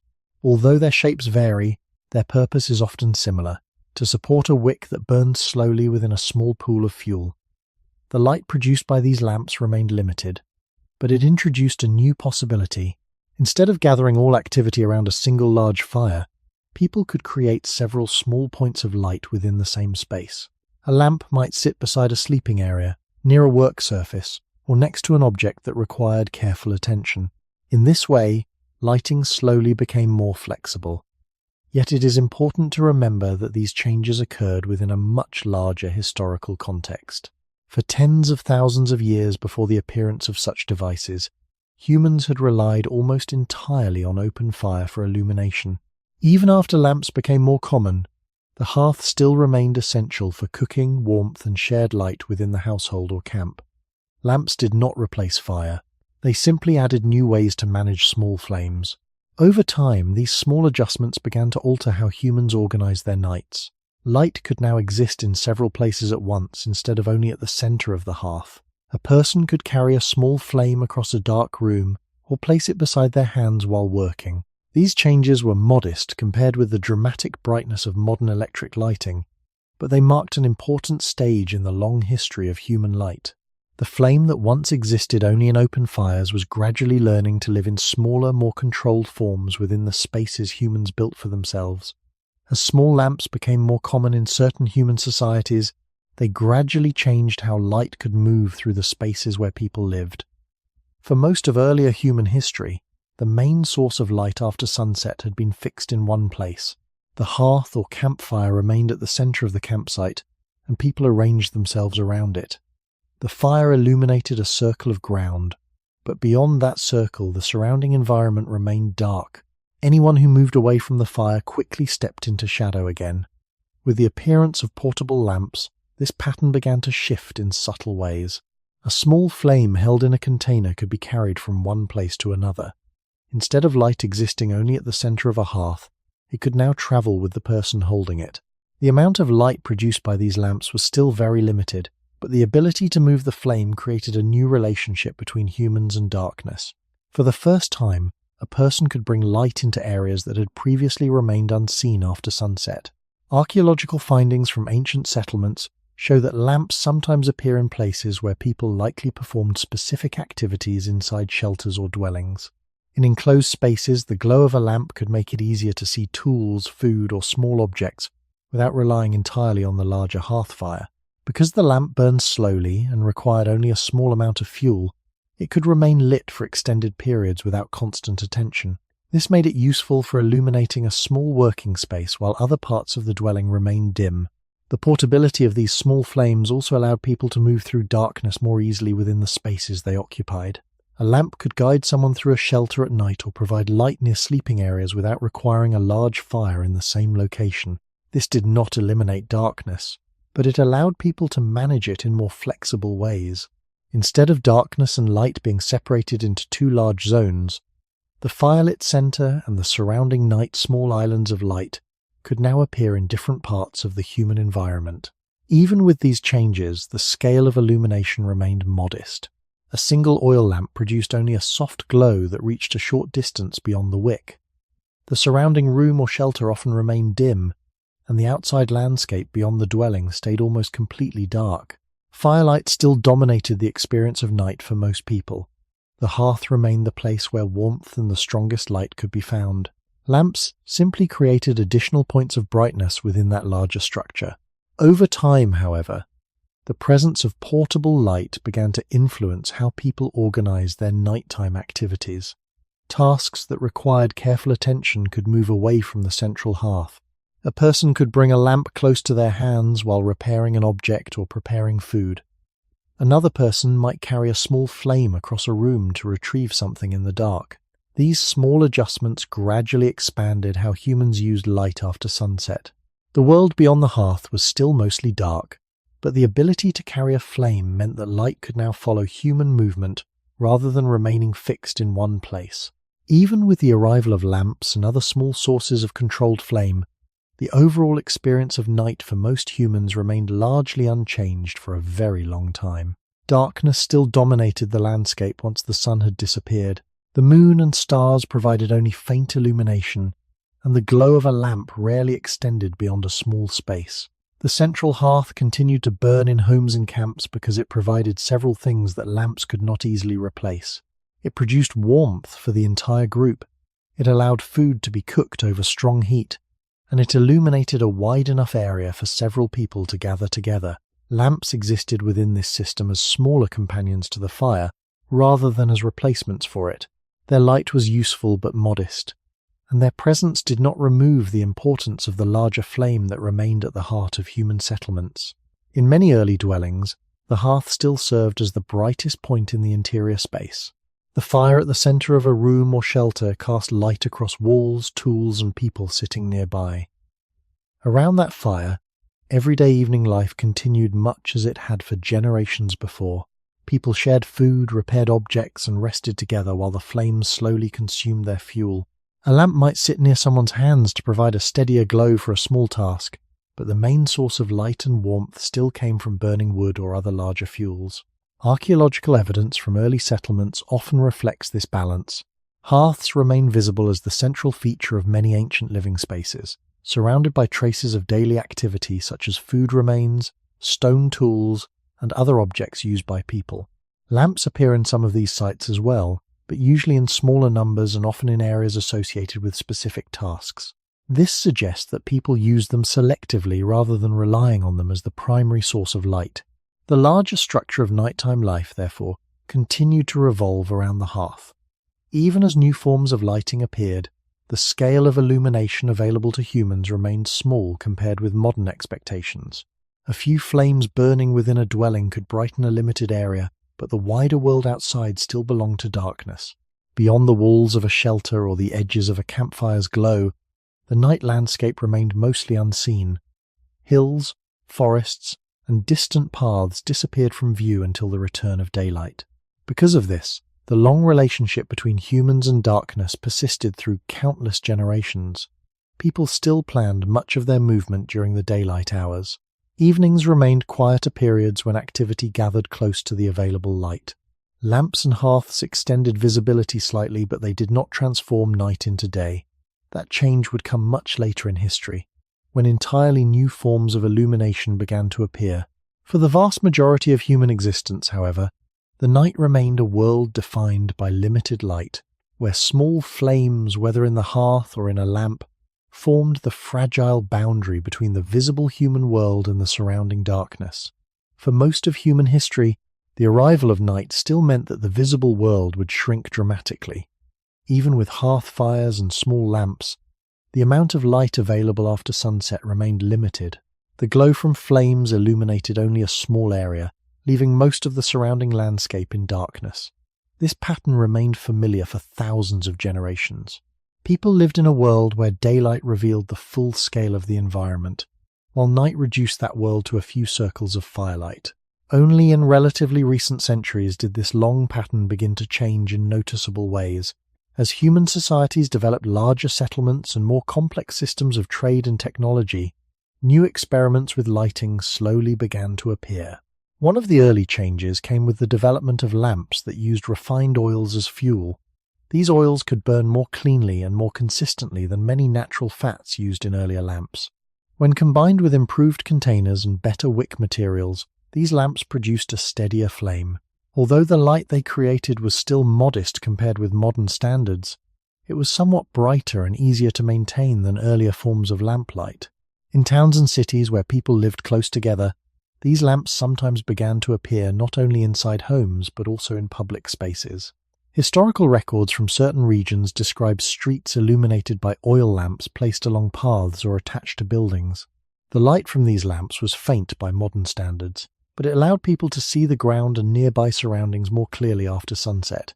For the first time, parts of the outdoor environment could remain visible at night without relying entirely on the light of a personal fire. Even with these changes, the experience of night remained very different from the brightly illuminated cities of the present day. Oil lamps produced only small flames, and their light did not travel far. A few lamps placed along a street created isolated pockets of brightness separated by large areas of shadow. People moving through these spaces still experienced the darkness between the lights. The landscape beyond the reach of the lamps remained largely invisible. Because of this, the overall structure of nighttime life continued to resemble earlier patterns. Most activity still gathered close to available sources of light, whether from hearth fires, household lamps, or occasional streetlights in larger settlements. Beyond these small illuminated areas, the natural darkness of the night remained dominant. The stars and moon still provided the primary natural light for the wider landscape. Only small sections of human environments had begun to push back the darkness more consistently. These developments represented an important step in the long story of human light. For the first time, artificial illumination began to extend into shared public spaces rather than remaining only inside homes or around individual fires. Yet the scale of this change was still limited. The glow of oil lamps hinted at a future in which humans might control light more widely, but for the time being the night still belonged mostly to darkness, and the small flames that humans created remained fragile islands of visibility within it. As towns and cities slowly expanded, the presence of artificial light in shared spaces began to grow in small but noticeable ways. Oil lamps placed along streets or near entrances to buildings allowed people to move through certain areas of a settlement after sunset with slightly greater confidence. These lights were often positioned carefully because maintaining them required effort. Someone needed to refill the fuel, trim the wick, and make sure the flame continued burning through the night. For this reason, such lighting usually appeared only in places where many people passed or where visibility was especially important. The glow of these lamps did not transform the night into daylight, but it did begin to alter how certain parts of human environments looked after dark. A traveller approaching a town might see a faint line of lights marking the path of a street or the entrance to a gathering place. The presence of these small flames suggested that the settlement continued to exist and function even after the sun had disappeared, yet the scale of illumination remained extremely modest. Each lamp produced only a limited circle of light, often no larger than the glow from a small household fire. Between these points of brightness, darkness still filled most of the space. A person walking along a dimly lit street would move through alternating zones of light and shadow. The ground might become visible for a few steps near a lamp, and then fade into darkness again until the next flame appeared. This pattern of scattered illumination reveals how gradual the transformation of nighttime life actually was. Even as human technology improved, the ability to produce large amounts of light remained limited for a very long time. Oil lamps depended on fuels that had to be collected, refined, and transported. Their flames could be extinguished by wind or rain, and their light remained relatively weak compared with modern lighting. Because of this, artificial illumination expanded slowly and unevenly across different regions. Some settlements adopted more lamps and maintained them regularly, while other places continued to rely mainly on fires and household lighting. Despite these limitations, the presence of small public lights began to influence the way people experienced the night within communities. The faint glow of lamps provided visual markers that helped guide movement through familiar spaces. Doorways, paths, and gathering areas became easier to recognize after sunset. This made it possible for certain activities to continue a little longer into the evening, especially in places where many people lived close together. The night was still dark, but it was no longer completely unmarked by human light. The appearance of these scattered lights also hinted at a larger shift in the relationship between humans and darkness. For most of human history, artificial light had remained confined to the immediate spaces where individuals gathered around fires. Now small flames were beginning to appear in places shared by entire communities. Although their glow was faint, they suggested a future in which human environments might gradually push back the darkness on a wider scale. For the time being, however, the night still remained mostly untouched by human light. Beyond the few streets and buildings where lamps burned, the wider landscape continued to return each evening to the deep darkness that humans had known for hundreds of thousands of years. Even as more lamps began to appear in towns and along certain streets, the deeper structure of human night still remained largely the same for most people. The amount of light produced by oil lamps and similar devices was small compared with the darkness that surrounded them. A handful of flames could illuminate the ground nearby, but the wider landscape remained dim once the sun had set. Fields beyond the town, forests outside the settlement, and distant paths leading across the land all returned to darkness each evening just as they had for thousands of years before. For most humans, the experience of night continued to be shaped by limited light and large areas of shadow.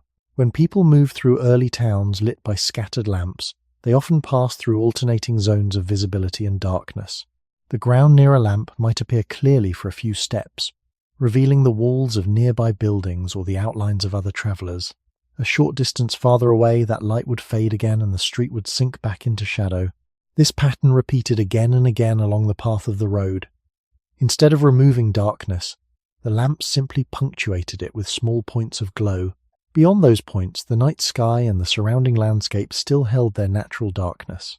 Because of this, the rhythms of human activity continued to follow patterns that had existed long before the first street lamps were ever lit. Much work and travel still took place during daylight hours when the landscape could be seen clearly. Evening remained a time when people gathered closer to the available sources of light. Inside homes, small lamps or hearth fires illuminated rooms where families ate, spoke, and prepared for sleep. Outside, only a few shared spaces remained visible after sunset. The rest of the environment slowly faded into quiet darkness as the night deepened. This long continuity reveals how gradual the transformation of human lighting truly was. Even as societies developed new fuels, containers, and techniques for producing flame, the fundamental relationship between humans and darkness persisted. The night was still a time when visibility was limited, and the world beyond the reach of firelight remained unseen. Lamps added new possibilities, but they did not fundamentally change the scale of light available to human communities. That larger transformation would only arrive much later, when entirely different technologies began to appear. For the first time, people would discover ways to produce light far brighter and more stable than any flame. Compared with the slow-burning wick of an oil lamp or the flickering glow of a hearth fire, these new sources of illumination would transform the night in ways that earlier generations could hardly have imagined. Yet before that change took place, humans spent thousands of years living in a world where even the brightest artificial lights remained small against the surrounding darkness. The scattered lamps of early towns therefore represent a quiet moment in the long history of human light. They mark the point where people began to push the darkness back slightly farther than before, even though the night still remained vast around them. By the time humans began placing lamps along streets and inside buildings, a quiet transformation had already been unfolding for thousands of years. Fire had slowly moved from open landscapes into more structured human spaces. In earlier periods of human history, a flame usually burned in the center of a temporary camp, surrounded by people resting under the open sky or within simple shelters. But as communities became more settled and dwellings became more permanent, the fire gradually shifted inward. Hearths appeared inside houses, and lamps began to sit on tables, walls, or shelves. The flame that once illuminated only a circle of ground beneath the night sky now lived within rooms built by human hands. Yet even in these new environments, the nature of light itself remained almost unchanged. A flame was still a flame, whether it burned in a campfire, a hearth, or a small oil lamp. the brightness it produced remained limited. The glow illuminated faces, hands, and nearby walls, but it rarely reached far beyond the immediate space. Outside the doorway of a house or beyond the last lamp on a street, the night still returned quickly to darkness. In this way, the deep relationship between humans and fire continued even as societies grew larger and more organized. The flame remained the boundary between what people could see and what remained hidden after sunset. Archaeological and historical records from many regions show that for a long time, even the most advanced settlements relied on flames as their primary source of light. Lamps improved in design, wicks burned more steadily, and fuels became more refined, but the basic principle remained the same. Light still came from burning material. Wood, oil, fat, and other fuels all produced illumination through fire. Every evening, thousands of small flames flickered across homes, streets, and gathering places, each one pushing back the darkness only a short distance. Because of this limitation, the rhythms of human life continued to follow the pattern established by countless generations before. Daylight remained the time when most movement, travel, and work occurred. Evening brought a gradual return toward the spaces where light existed. Families gathered around hearths, small lamps illuminated rooms, and quiet conversations unfolded within the limited glow of flame. Beyond those spaces, the wider world still belonged to darkness and the faint natural light of the moon and stars. This long period of human history can be understood as an age when fire defined the limits of human visibility. For nearly the entire story of our species, the amount of light humans could produce after sunset remained constrained by the brightness of flame. No matter how clever the container, no matter how refined the fuel, the fundamental source of artificial light was still fire. Only in very recent centuries would humans begin to experiment with entirely different ways of creating light. Methods that no longer depended on burning fuel at all. Compared with the slow glow of a wick or the flickering brightness of a hearth, these new forms of illumination would appear almost unnatural in their steadiness and strength. But before that transformation began, humanity spent the overwhelming majority of its existence living beside flames. Fire was not simply one possible source of light among many. For hundreds of thousands of years, it was the only reliable light humans could create in the darkness of night. For most of human history, every form of artificial light shared the same fragile foundation. Whether the flame came from a large hearth, a campfire beneath the open sky, or a small wick burning inside a lamp, the source of that light was always the same process. Fuel slowly turning into flame, wood burned, oil burned, animal fat burned. When the fuel disappeared, the light disappeared with it. Darkness returned immediately, and the visible world shrank once again to almost nothing. In this way, fire did not simply illuminate the night for early humans, it controlled the structure of the entire evening. The amount of light available after sunset depended directly on how much fuel people were able to gather and maintain.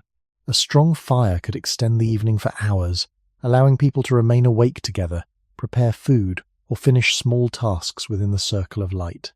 But as the wood burned away and the flames weakened, the visible world slowly faded again into darkness. Over many generations, human communities learned to manage this fragile resource carefully. Fuel had to be gathered during daylight hours so that it would be available when the sun disappeared. Wood might be stacked near the hearth before evening began. Oil or animal fat might be stored for lamps that provided a small and steady flame inside shelters. Each of these fuels required effort to obtain. Branches had to be collected from the surrounding landscape. Animal fats came from hunted animals. Plant oils required knowledge of particular seeds or plants that could produce usable fuel. Because obtaining fuel required time and energy, artificial light was rarely wasted. The brightness of the evening was often modest compared with the brightness of day. The fragile nature of flame also meant that light demanded constant attention. A fire left unattended could weaken as the wood collapsed into ash. A wick might burn unevenly and dim if the fuel did not reach it properly. Wind passing through a doorway or across an outdoor fire could disturb the flame. For this reason, maintaining light often involved small and repeated actions. Someone might place another piece of wood onto the hearth. A wick might be trimmed so that the flame burned more steadily. A lamp might be repositioned so that its light reached a particular object or space. These simple gestures became part of the rhythm of life after sunset. The presence of fire, therefore, shaped not only how humans saw the night, but also how they behaved within it. Activity gathered close to the available light, because that was where visibility and warmth existed. Beyond the glow of flame, the landscape quickly disappeared into shadow. Even in settlements where lamps were placed along streets, the darkness between those lights remained powerful. Travelers still depended on memory, moonlight, and familiar paths when moving beyond the immediate glow of human-made flames. The limited reach of firelight also influenced the natural rhythm of rest. As the night deepened and the fuel burned away, the light gradually faded, flames settled into embers, and lamps burned lower as their fuel was consumed. The visible world grew quieter and smaller. In many homes and camps, this slow fading of light signaled the approach of sleep. People settled near the remaining warmth of the hearth, or the dim glow of coals beneath ash. For countless generations, the end of the flame quietly marked the end of the day. Only when the sun returned in the morning did the world fully reappear again. Until that moment, the small flames humans created remained the only light standing between the human world and the vast darkness of night. For nearly the entire history of our species, the arrival of night meant that the world would shrink to the reach of a flame. When the sun disappeared below the horizon, most of the landscape faded into darkness. Hills, trees, rivers, and distant paths became invisible unless they happened to fall within the narrow circle of firelight. Within that circle, the human world continued for a little while longer. Faces could still be seen. Food could still be prepared. Voices could still move between people, gathered around the warmth of the flame. But beyond that small boundary, the night remained vast and largely unseen. This simple condition shaped the lives of countless generations. Long before cities, before written history, and long before modern technology, human evenings were organized around the presence of fire. The flame provided warmth in cooling air, allowed food to be prepared after sunset, and illuminated the small space where people gathered together at the end of the day. When the fire burned brightly, the visible world expanded slightly. When it weakened and faded into embers, the world quietly shrank again. In this way, fire controlled the rhythm of human nights for hundreds of thousands of years. Every form of artificial light that humans created during this long period depended on the same principle. A wick soaked in oil, a lamp burning animal fat, or a hearth filled with burning wood all produced light in the same fundamental way. Fuel slowly turned into flame, and the flame pushed back darkness only as long as the fuel remained. No matter how carefully people shaped the container or refined the fuel, the light itself remained fragile and limited. The surrounding night always waited just beyond the reach of the flame. Only in very recent centuries did humans begin to discover ways of producing light without fire. Compared with the long age of flame, this new period is extremely brief. For nearly all of human existence, every evening ended in the same quiet way. Flames grew smaller, lamps burned lower, and the last glow of embers slowly dimmed beneath a layer of ash. When that final light faded, the human world settled into darkness until the sun returned again. Understanding this long history offers a quiet reminder about how recently the modern world of constant brightness has appeared. Today, many people live surrounded by artificial light that never fades. Streets remain illuminated through the night. Homes glow with electric lamps. Screens and devices create light at any hour. Yet the human body and mind were shaped during an age when darkness arrived every evening and light came only from fragile flames. For hundreds of thousands of years, the night was not an interruption of life but a natural boundary that guided when people rested, gathered, and slept. The small circle of firelight at the center of a camp was once the brightest space humans could create in the darkness. Beyond it, the stars remained the only distant lights in the sky. When we look at the lights around us today, it is worth remembering how recently this change occurred. For most of the story of our species, the question of how humans would see the world after sunset had only one answer. The light came from fire, and for nearly 200,000 years, it was the only light humans had.